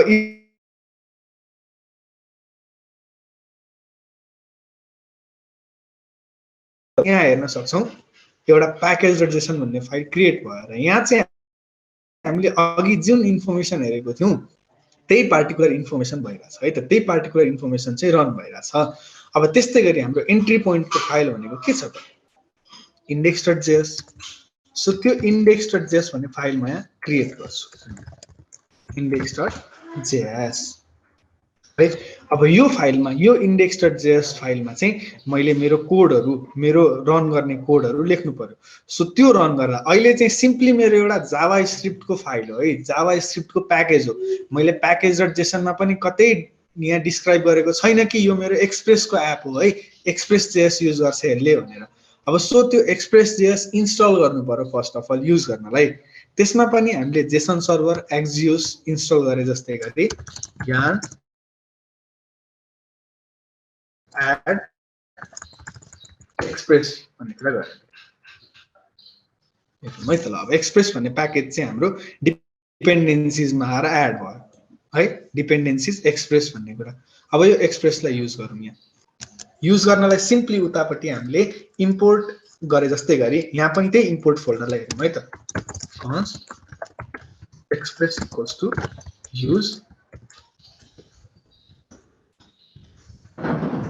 एक्सप्रेस है। अब यो एक्सप्रेस भन्ने कुरा चाहिँ हामीले युज गर्न पायौँ।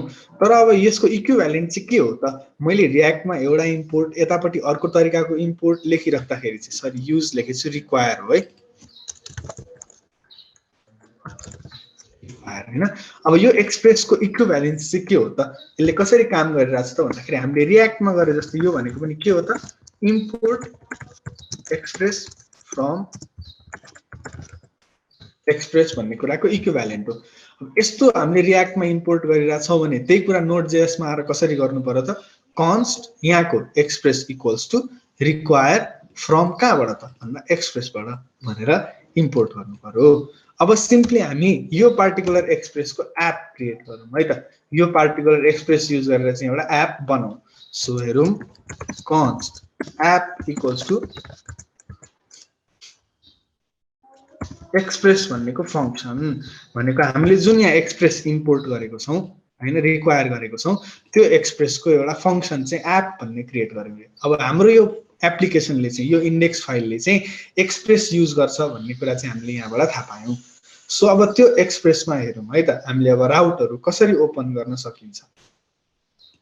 अब जावास्क्रिप्टमा चाहिँ everything is treated as a function है, सबै कुरालाई चाहिँ म्याक्सिमम टाइम्स फंक्सन ट्रिट गरिन्छ र सबै कुरामा चाहिँ एउटा फंक्सन नै रिटर्न पनि गर्न खोजिन्छ।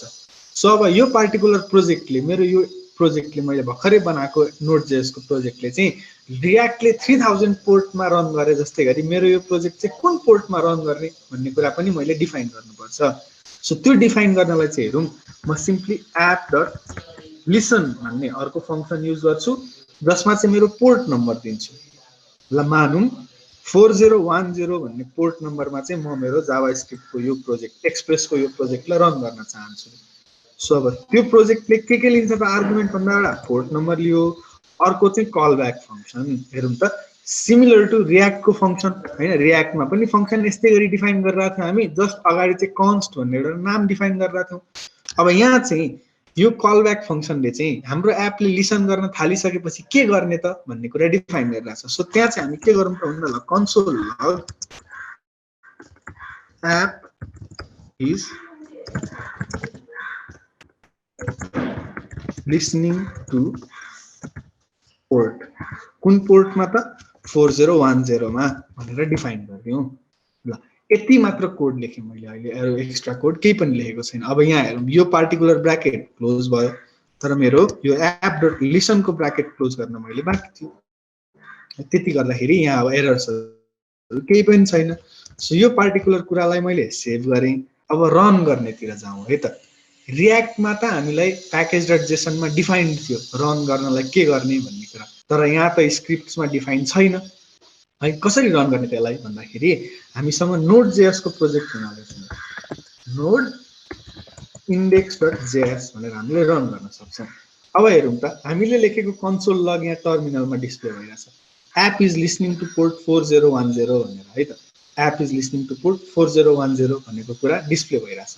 सो एक्ज्याक्टली यहाँबाट चाहिँ के थाहा भयो त, के भयो त भन्दा हाम्रो त्यो Node.js को हामीले भर्खरै एक्सप्रेस युज गरेर गरेको प्रोजेक्टले चाहिँ लोकलहोस्ट कलन 4010 भन्ने पोर्टमा चाहिँ अब हिट गर्दा यो पार्टिकुलर एप्लिकेसनले रिजल्ट दिन्छ। यसले चाहिँ लिसन गरेर बसिरहेछ है, त्यहाँ चाहिँ सुनेर बसिरहेछ यो कुराले। सो अब एउटा एन्ड पोइन्ट बनाऊ हामीले उतापट्टि क्रिएट गरे जस्तै गरी एपीआईमा जसरी हामीले उतापट्टि लोकलहोस्ट कलन 4000/नेम भनेर कल गर्दा नेमको लिस्ट आएको थियो नि, हो त्यस्तै गरी हामी पनि यहाँ एउटा एपीआई क्रिएट गरौँ जसले चाहिँ सर्टेन रेस्पोन्स दिन्छ है त हामीलाई। सो हेरौँ app.get हैन राउटमा ल /test भन्ने राउट आउँदाखेरि चाहिँ के गर्ने त। सो के गर्ने भन्ने कुराको लागि चाहिँ एउटा फंक्सन डिफाइन गर्नु पर्यो हामीले। त्यो फंक्सनमा एउटा रिक्वेस्ट हुन्छ एउटा रेस्पोन्स हुन्छ है त।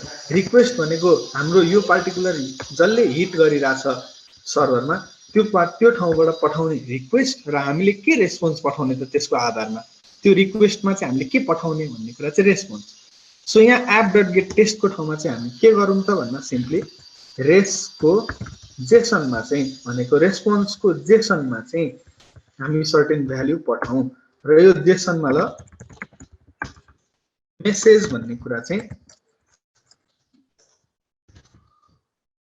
टेस्ट एपीआई रिसिभड भनेर भने है त मैले।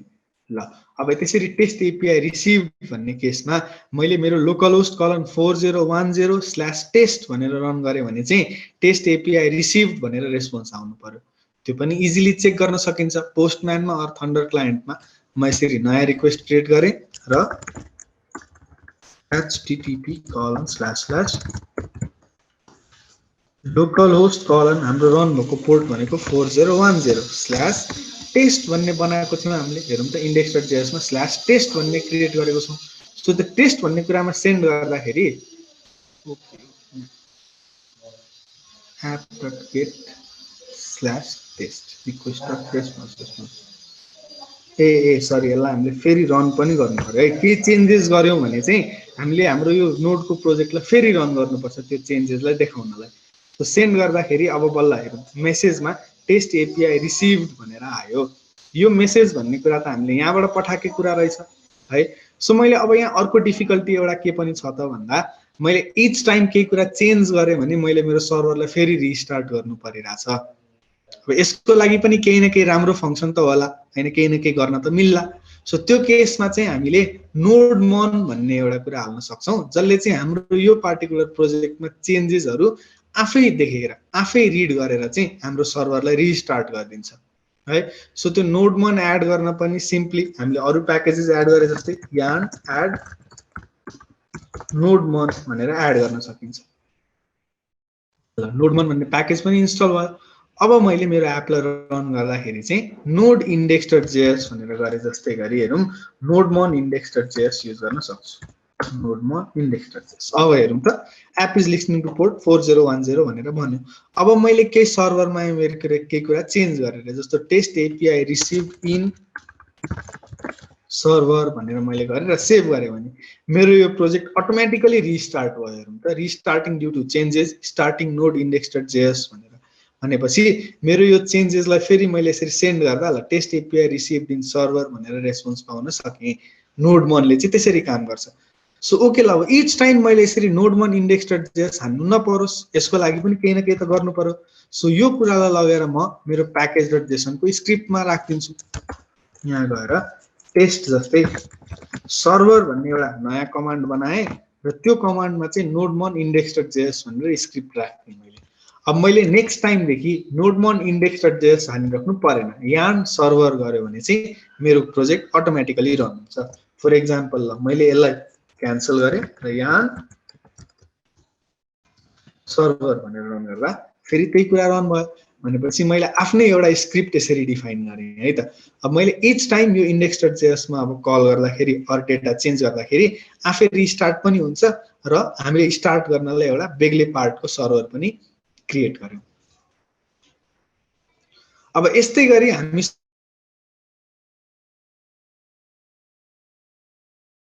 सँग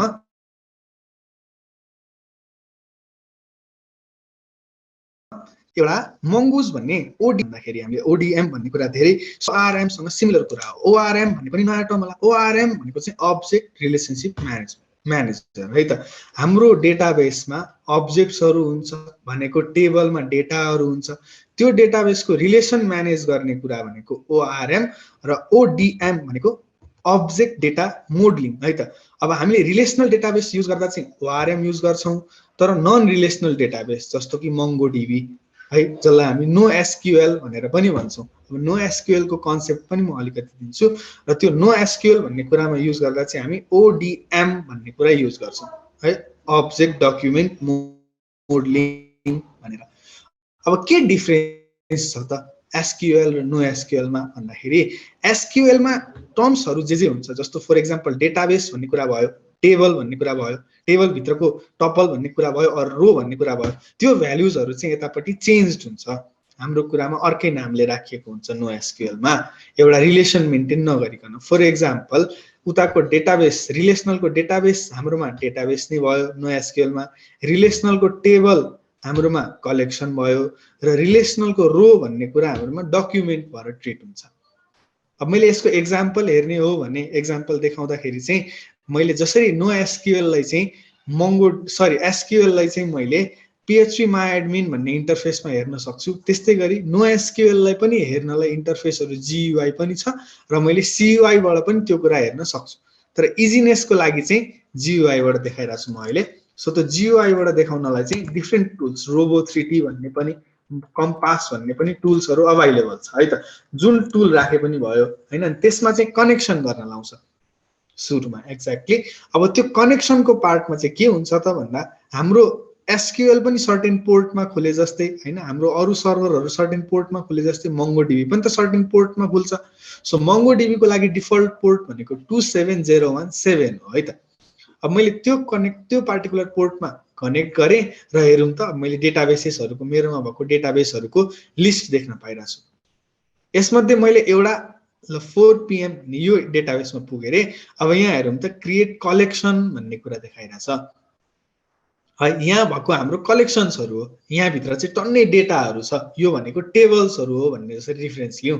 अब यो टेबल भित्र पनि हामीसँग के छ त, जस्तो बुक्स भन्ने टेबल भित्र दुईटा डेटा रहेछ है त, एउटा आईडी टाइटल अथर क्याटेगोरी भन्ने कुरा हैन, यसमा पनि आईडी टाइटल अथर क्याटेगोरी भन्ने कुरा। अब यही सँगै मेरो नो एसक्यूएल भएको हुनाले चाहिँ मैले यही फर्म्याटमा डेटाहरु राख्नुपर्छ भन्ने छैन। मैले चाहिँ अरु फर्म्याटमा राखे पनि हुन्छ, अरु फर्म्याटमा ल्याएर सेभ गरे पनि हुन्छ। तर के भयो त यसमा नराम्रो र राम्रो कुरा भन्दाखेरि, राम्रो कुरा भनेको चाहिँ हामीले स्ट्रक्चर डिफाइन नभएको डेटाहरुलाई, फर एक्जाम्पल अब युजरको युजेस डेटालाई, अर युजरलाई हामीले युजरको बिहेभियरलाई ट्र्याक गर्न खोजिरहेछौं भने उसले कहाँ क्लिक गर्यो, कस्तो खालको कन्टेन्ट हेर्यो भन्ने कुराहरुको डिटेलहरु त जहिले पनि एउटा स्ट्रक्चरमा आउँदैन है। त्यस्तो स्ट्रक्चरहरुमा नआउने कुरालाई चाहिँ नो एसक्यूएल मा सेभ गर्दा फाइदा भयो। तर यदि स्ट्रक्चरल डेटाबेसको कुरा, फर एक्जाम्पल हामी एउटा कुनै बिलिङ सिस्टम बनाइरा छौं रे, जहाँ चाहिँ एक्ज्याक्टली यो फिल्ड चाहिँ म्याच हुनै पर्छ, यो बाहेक अरु फिल्ड आउनु हुँदैन भन्ने कुरा तरिकाले डिफाइन गरिन्छ, त्यो केसमा हामीले रिलेसनल डेटाबेस युज गर्दा भयो नो एसक्यूएल को ठाउँमा है। त्यो चाहिँ नो एसक्यूएल को एउटा नराम्रो पक्ष जस्तो भयो। तर यति भन्दा भन्दै पनि हामीले नोड.जेएस युज गर्दाखेरि चाहिँ मंगो नै युज गर्नुपर्छ भन्ने पनि छैन। डेटाबेस चाहिँ हाम्रो प्रोग्रामिङ ल्याङ्ग्वेजबाट अर हामीले युज गर्ने प्रोग्रामिङ मोड्युलबाट चाहिँ कम्प्लिटली इन्डिपेन्डेन्ट हुन्छ। जस्ट त्यसको कनेक्सनको पार्ट फरक होला, नोड.जेएस मा एउटा तरिकाले कनेक्ट गरिएला मंगोलाई, और अरु कुनै डेटाबेसलाई माइएसक्यूएल लाई और पोस्टग्रेस एसक्यूएल लाई और अरु जुन डेटाबेस युज गरे पनि त्यसलाई बेग्लै तरिकाले कनेक्ट गरिएला। सो त्यो कनेक्सनको पार्ट र डेटालाई म्यानिपुलेट गर्ने पार्ट, सेभ गर्ने रिमुभ गर्ने पार्ट मात्र फरक होला। तर प्रोग्रामिङ ल्याङ्ग्वेजसँग त्यस्तो धेरै डिपेन्डेन्ट चाहिँ हुँदैन हाम्रो डेटाबेस है। सो अब यो पार्टिकुलर डेटाबेसमा हेरौं, म एउटा नयाँ कुरा एड गर्छु। मेरो बुक्स उसमा 8 AM यो पर्टिकुलर 4 PM भन्नेमा चाहिँ म एउटा नयाँ कलेक्सन एड गरेँ। सो कलेक्सनको नाम चाहिँ हेरौँ ल, मैले टेस्ट भन्ने कुरा राखेँ है त। क्रिएट कलेक्सन गर्ने बित्तिकै यहाँ टेस्ट भन्ने कुरा आयो। यसमा त हेरौँ डकुमेन्ट्स 0 वटा छ भनेर भन्छ है त। सो यो टेस्टमा म अब एउटा डेटा एड गर्छु है, एउटा डकुमेन्ट एड गर्छु। सो त्यो डकुमेन्टमा हेरौँ त आइडी भन्ने कुरा चाहिँ उसले अलरेडी डिफाइन गरिदिएको छ हैन। सो अब यो आइडी भित्र चाहिँ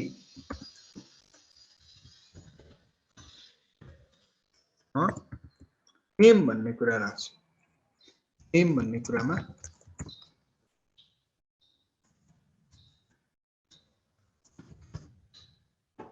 आशिष भन्ने कुरा यसरी राख्न खोजेँ है त। सो अब यहाँ हेरौँ यो पार्टिकुलर डकुमेन्टले चाहिँ मलाई के भनिरहेछ त भन्दा insert not permitted while document contents error भनेर है त। अब एरर के कज भइरहेछ त, यहाँ के कुराले गर्दा एरर दिइरहेछ त भन्दाखेरि हाम्रो यो भनेको त जेसन फर्मेटमा हुनुपर्ने हो, तर जेसन फर्मेटमा नभएर यसले चाहिँ जेसन फर्मेटको वेलाई, जेसन फर्मेटको रुललाई तोडिरहेछ। सो अनलेस एन्ड अन्टिल हामी यसलाई जेसन फर्मेट बनाउँदैनौँ हाम्रो त एरर हट्दैन र यसले सेभ गर्न पनि दिँदैन। सो यसबाट के अर्को कुरा पनि थाहा भयो त भन्दा हाम्रो NoSQL-ले चाहिँ MongoDB-ले चाहिँ जेसनमा भएको डेटालाई चाहिँ हाम्रो डेटाबेसमा सेभ गर्ने रहेछ। अरू कुनै कमा सेपरेटेड भ्याल्युज भएको CSV फाइल्सहरू हुनसक्छ, त्यस्तो फाइल्सहरूलाई पनि ल्याएर एकैचोटि डेटाबेसमा राख्न सकिन्छ। अब अहिलेको लागि मैले मेरो यो फोल्डर, मेरो यो डकुमेन्टलाई जेसन बनाउनलाई हेरौँ त मैले यहाँ एउटा कमा दिएँ र मेरो नेम आशिष भन्ने नयाँ नोड एड गरेँ।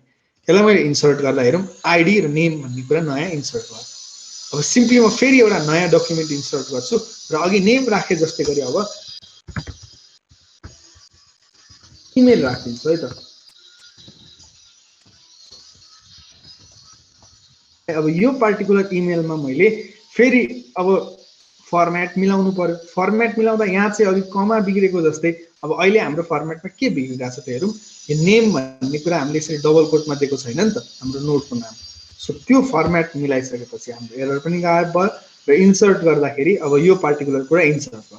अब हेरौँ त मैले एउटा अब्जेक्टमा चाहिँ नेम भन्ने कुरा सेभ गरेँ, अर्को अब्जेक्टमा चाहिँ इमेल भन्ने कुरा सेभ गरेँ। यहाँ त कुनै दुईटाको बिचमा रिलेसन त्यसरी डिफाइन छैन है। अब यो कुराले कसरी काम गरिरहेछ त, किन यस्तो भइरहेछ त भन्दा यो चाहिँ no relational database, no SQL database हो। यसमा चाहिँ हामीले एउटा पार्टिकुलर स्किमा डिफाइन गरेको छैन, यही कुरा हुनुपर्छ है भनेर। सो जे पनि सेभ गर्न पाइरहेछौँ। अब अर्को राम्रो पक्ष भनेको यसको चाहिँ यसै गरी डकुमेन्टलाई इन्सर्ट गर्दाखेरि अरू एडिट गर्दाखेरि हेरौँ यो इमेल भन्ने पार्ट जस्तै म के गरिरहेको छु त भन्दाखेरि इमेल पछि अर्को एउटा फिल्ड एड गर्छु है त। यसमा चाहिँ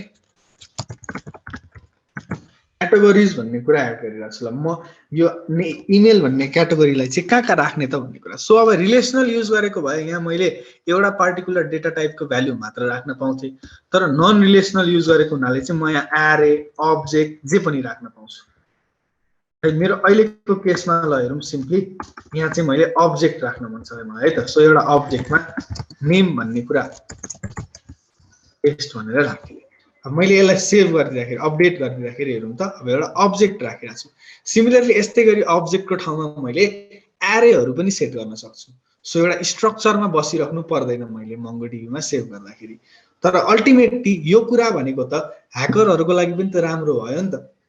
एउटा पार्टिकुलर स्किमा डिफाइन्ड छैन भने, एउटा पार्टिकुलर वे डिफाइन्ड छैन भने त त्यो डेटा जसरी पनि फेच गर्न सकिन्छ, जे पनि हुनसक्छ डेटामा हो। त्यही भएर चाहिँ हामी हाम्रो MongoDB-मा चाहिँ स्किमा युज गर्छौँ। MongoDB-मा राख्दाखेरि म एउटा पार्टिकुलर प्रोजेक्टको एक्जाम्पल देखाउँछु र त्यो प्रोजेक्टमा चाहिँ मैले कसरी काम गरिरहेको छु भन्ने कुरा पनि सँगसँगै एक्सप्लेन गर्छु है त। ल हेरौँ यो पार्टिकुलर पेजमा मैले जसरी अरू इन्डेक्स फाइलमा लेखिरहेको छु त्यस्तै गरी रिक्वायर एक्सप्रेस गरेँ र अब मैले ORM को लागि चाहिँ मंगूज भन्ने एउटा नयाँ ORM ODM युज गरेँ है त। त्यो मंगूज भन्ने कुराले चाहिँ अब के गरिरहेछ त भन्दाखेरि मेरो MongoDB को डेटाबेससँग कनेक्ट गर्ने काम गरिदिरहेछ र डेटालाई सेभ गर्ने काम पनि गर्छ। अब हेरौँ त मेरो यति पार्टले mongoose.connect अनि URL को पार्ट भनेको हाम्रो डेटाबेस कहाँ छ त। ल MongoDB कलम भनेको चाहिँ हाम्रो हरेक सर्भरको चाहिँ एउटा प्रोटोकल हुन्छ। है एचटीटीपी भन्ने प्रोटोकल हुन सक्छ, एचटीटीपीएस भन्ने प्रोटोकल हुन सक्छ। त्यस्तै गरी हाम्रो मंगोडीबीले चाहिँ यो मंगोडीबी भन्ने प्रोटोकल युज गर्छ र मंगोडीबी लोकल होस्ट / लाइब्रेरी हाम्रो पार्टिकुलर लोकल होस्ट भन्ने प्रोजेक्टको चाहिँ हाम्रो पार्टिकुलर लोकल होस्ट भन्ने सर्भरमा चाहिँ लाइब्रेरी भन्ने एउटा नयाँ डेटाबेस ओपन गर्ने है भन्ने कुराले डिफाइन गर्छ। सो यही लाइब्रेरी भन्ने कुरामा चाहिँ अब के गर्न सकिन्छ त अरु कुरा भन्दा हामीले कुन डकुमेन्ट क्रिएट गर्ने त हैन, कुन कलेक्सन क्रिएट गर्ने र त्यसमा के डकुमेन्ट राख्ने, के टाइपको डकुमेन्ट राख्ने भन्ने कुरा पनि डिफाइन गर्छौं। त्यो कुरा चाहिँ कहाँ डिफाइन गरिरा छौं त भन्दाखेरि मैले फोल्डर यसरी छुट्याइदिएको छु र मोडल्स भन्ने कुरामा डिफाइन गरेको छु है त। सो मोडल्समा हामी बुकमा हेर्न सक्छौं, बुकमा मैले एउटा स्किमा डिफाइन गरेको छु जसमा चाहिँ नेम भन्ने कुरा छ, अथर भन्ने कुरा छ र रिभ्यू भन्ने कुरा छ है। यो तीनटा भ्यालु भएको मेरो डेटाबेस रहेछ। अब मैले यो तीनटा बाहेक अरु कुरा के एड गर्न खोजे भने मलाई दिदैन, किनभने मेरो स्किमाले पनि त्यो एउटा बाउन्ड टाइप स्क्रिप्ट जस्तै एउटा बाउन्ड्रीमा राख्ने काम गर्छ। सो अब यो पार्टिकुलर मोडेलमा डेटा एड गर्नलाई चाहिँ मैले जसरी मेरो उतापट्टिको प्रोजेक्टमा रिक्वेस्ट र रेस्पोन्स लिएको थिएँ नि, हेरौँ यसरी रिक्वेस्ट र रेस्पोन्स लिइरा थिएँ, त्यस्तै गरी एक्ज्याक्टली यही प्रोजेक्टमा पनि रिक्वेस्ट र रेस्पोन्स लिएको छु। तर त्यो काम मैले कहाँ गरेको छु त भन्दा मेरो कन्ट्रोलरको पार्टमा गरेको छु है त। हेर्नु यसरी एक्सपोर्ट्स र एउटा फंक्सन गेट अल बुक्स भन्ने फंक्सनलाई चाहिँ मैले रिक्वेस्ट र रेस्पोन्स आउने एउटा फंक्सन बनाएको छु। ल हेरौँ त यो पनि असिंक फंक्सन रहेछ है त, असिंक्रोनस फंक्सन रहेछ। सो त्यो फंक्सनमा चाहिँ यसरी मैले ओआरएम युज गरेर यो बुक भन्ने कुरा चाहिँ मेरो अघि हेरेको बुकको स्किमा भयो, मोडल / बुकबाट लिएर आएको र त्यो बुकमा चाहिँ मैले गेट अल बुक्स गर्दा फाइन्ड गरेर मैले यो फाइन्ड भित्र कुनै प्यारामिटर दिन भने चाहिँ उसले सबै कुरा लिएर आउँछ, सबै बुक्सको डिटेल लिएर आउँछ र त्यो डिटेललाई मैले यसरी रेस्पोन्सको जेसनमा सेन्ड गरिदिएँ बुक्स भनेर है, सिम्पल एज दैट। अब यो गेट अल बुक्स भन्ने कुरालाई चाहिँ मैले कहाँ कल गर्नु पर्यो त, जसरी अघि मैले एप डट गेट गर्दाखेरि एउटा फंक्सन बनाएको थिएँ त्यो ठाउँमा कल गर्नु पर्यो। सो हेरौँ त मेरो इन्डेक्स फाइलमा अब मैले त्यसरी गेट गरेको छु त। ल एप डट युज / बुक्स भन्ने कुरा आउँदाखेरि चाहिँ बुक्स राउटर पेजमा जाने है, अथवा यो पार्टिकुलर जावास्क्रिप्ट फाइलमा जाने है भनेर डिफाइन गरेको रहेछ। अब यो बुक्स राउटर भन्ने जावास्क्रिप्ट फाइलमा गएर हेर्ने हो भने यहाँ हेरौँ, यहाँ मल्टिपल हेरौँ, गेट रिक्वेस्ट छ, पोस्ट रिक्वेस्ट छ, अर्को गेट रिक्वेस्ट छ, एउटा प्याच रिक्वेस्ट छ, फेरि गेट रिक्वेस्ट छ भनेपछि स्ल्याश भन्ने कुरामा आउँदाखेरि अर यो स्ल्याश भन्ने कुरा भन्दा अगाडि के छ त हेरौँ त, /बुक्स भन्नेमा आउँदाखेरि /बुक्स/मा आउँदाखेरि चाहिँ गेट अल बुक्स भन्ने फंक्सन रन गर्ने रे है त। गेट अल बुक्स भन्ने फंक्सन त हामीले अहिले भर्खर हेर्यौं, गेट अल बुक्स भन्ने फंक्सन। सो एक्ज्याक्टली यो कुराले मेरो के डिनोट गर्यो त भन्दाखेरि अघि हामीले गरे जस्तै एप डट गेट / भन्ने राउटमा चाहिँ एउटा रिक्वेस्ट र रेस्पोन्स भएको फंक्सन छ, त्यो फंक्सनले काम गरिरहेछ। सिमिलरली सबैतिर यहाँ पनि त्यस्तै गरी हामी कल गरिरहेछौँ, त्यस्तै गरी डिफाइन गरिरहेछौँ है त। अब यो भेरिफाइड टोकन भन्ने चाहिँ के हो त, यो बिचमा आइरहेछ हेरौँ त। हाम्रो अघिको कुरा भन्दा यो भेरिफाइड टोकन भन्ने कुरा चाहिँ बिचमा लेखिरहेछ। सो यो बिचमा आएको हुनाले नै, बिचमा काम गर्ने भएको हुनाले नै यसलाई हामीले मिडलवेयर भन्ने नाम दिन्छौँ। मिडलवेयर भनेको चाहिँ के त भन्दाखेरि हाम्रो कुनै पनि रिक्वेस्ट आयो हैन, त्यो रिक्वेस्ट अर रेस्पोन्स पठाउनु पर्ने छ, त्यो केसमा चाहिँ हामीले यो पार्टिकुलर मान्छेले अर यो युजरले चाहिँ त्यो कुरा लिन पाउँछ कि पाउँदैन त। फर एक्जाम्पल मेरो एप्लिकेसन अनुसार चाहिँ अब जसले चाहिँ बुक्स एन्ट्री गर्ने हो उसलाई चाहिँ एन्ट्री गर्न र हेर्न मात्र दिने, उसलाई चाहिँ एडिट गर्न नदिने भन्ने केस छ भने चाहिँ म एउटा मिडलवेयर राख्छु जहाँ चाहिँ चेक गर्छु यो पार्टिकुलर रिक्वेस्ट आएको युजरले चाहिँ बुक एडिट गर्न पाउँछ कि पाउँदैन त।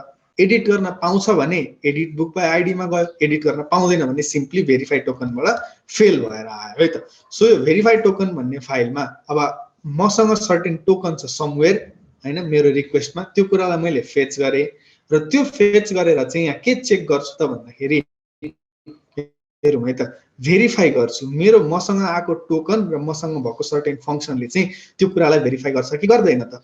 अब इफ भेरिफाई गर्छ भने रिक्वेस्टको युजरमा युजर भन्ने कुरा एउटा हाले र नेक्स्ट भन्ने कुरा रन गरे। नेक्स्ट भन्ने कुराले चाहिँ कहाँ लान्छ त भन्दा हामीले अघि राउटमा यो पछि के गर्न खोजिरहेछौँ त, एडिट बुकको आइडी गर्न खोजिरहेछौँ भनेपछि यहाँबाट नेक्स्टमा जान्छ, एडिट बुकको आइडीमा जान्छ। अब यदि यो भेरिफाई भएन भने, एरर आयो भने के गर्ने भनेको छु त, 403 स्टेटस सेन्ड गर्ने है त, भनेको अनअथराइज्ड स्टेटस सेन्ड गर्ने भन्ने कुरा। है। त्यसरी हामीले मिडलवेयरहरू पनि सेट गर्न सक्छौँ हाम्रो प्रोजेक्टमा, Node.js को प्रोजेक्टमा। अब एक्ज्याक्टली यही फर्मेट फलो गर्नुपर्छ, यही आर्किटेक्चरमा जानुपर्छ भन्ने पनि छैन। मल्टिपल आर्किटेक्चर्सहरू पाइन्छ इन्टरनेटमा हैन, सर्च गर्नुभयो भने धेरै कुराहरू पाइन्छ, धेरै आर्किटेक्चरहरू पाइन्छ। सो बेसिकली धेरैजनाले फलो गर्ने आर्किटेक्चर चाहिँ, मोस्ट अफ द पिपलले फलो गर्ने आर्किटेक्चर चाहिँ क्लिन आर्किटेक्चर भनेर भन्छ है त। सो हामीले एक्सप्रेस.js को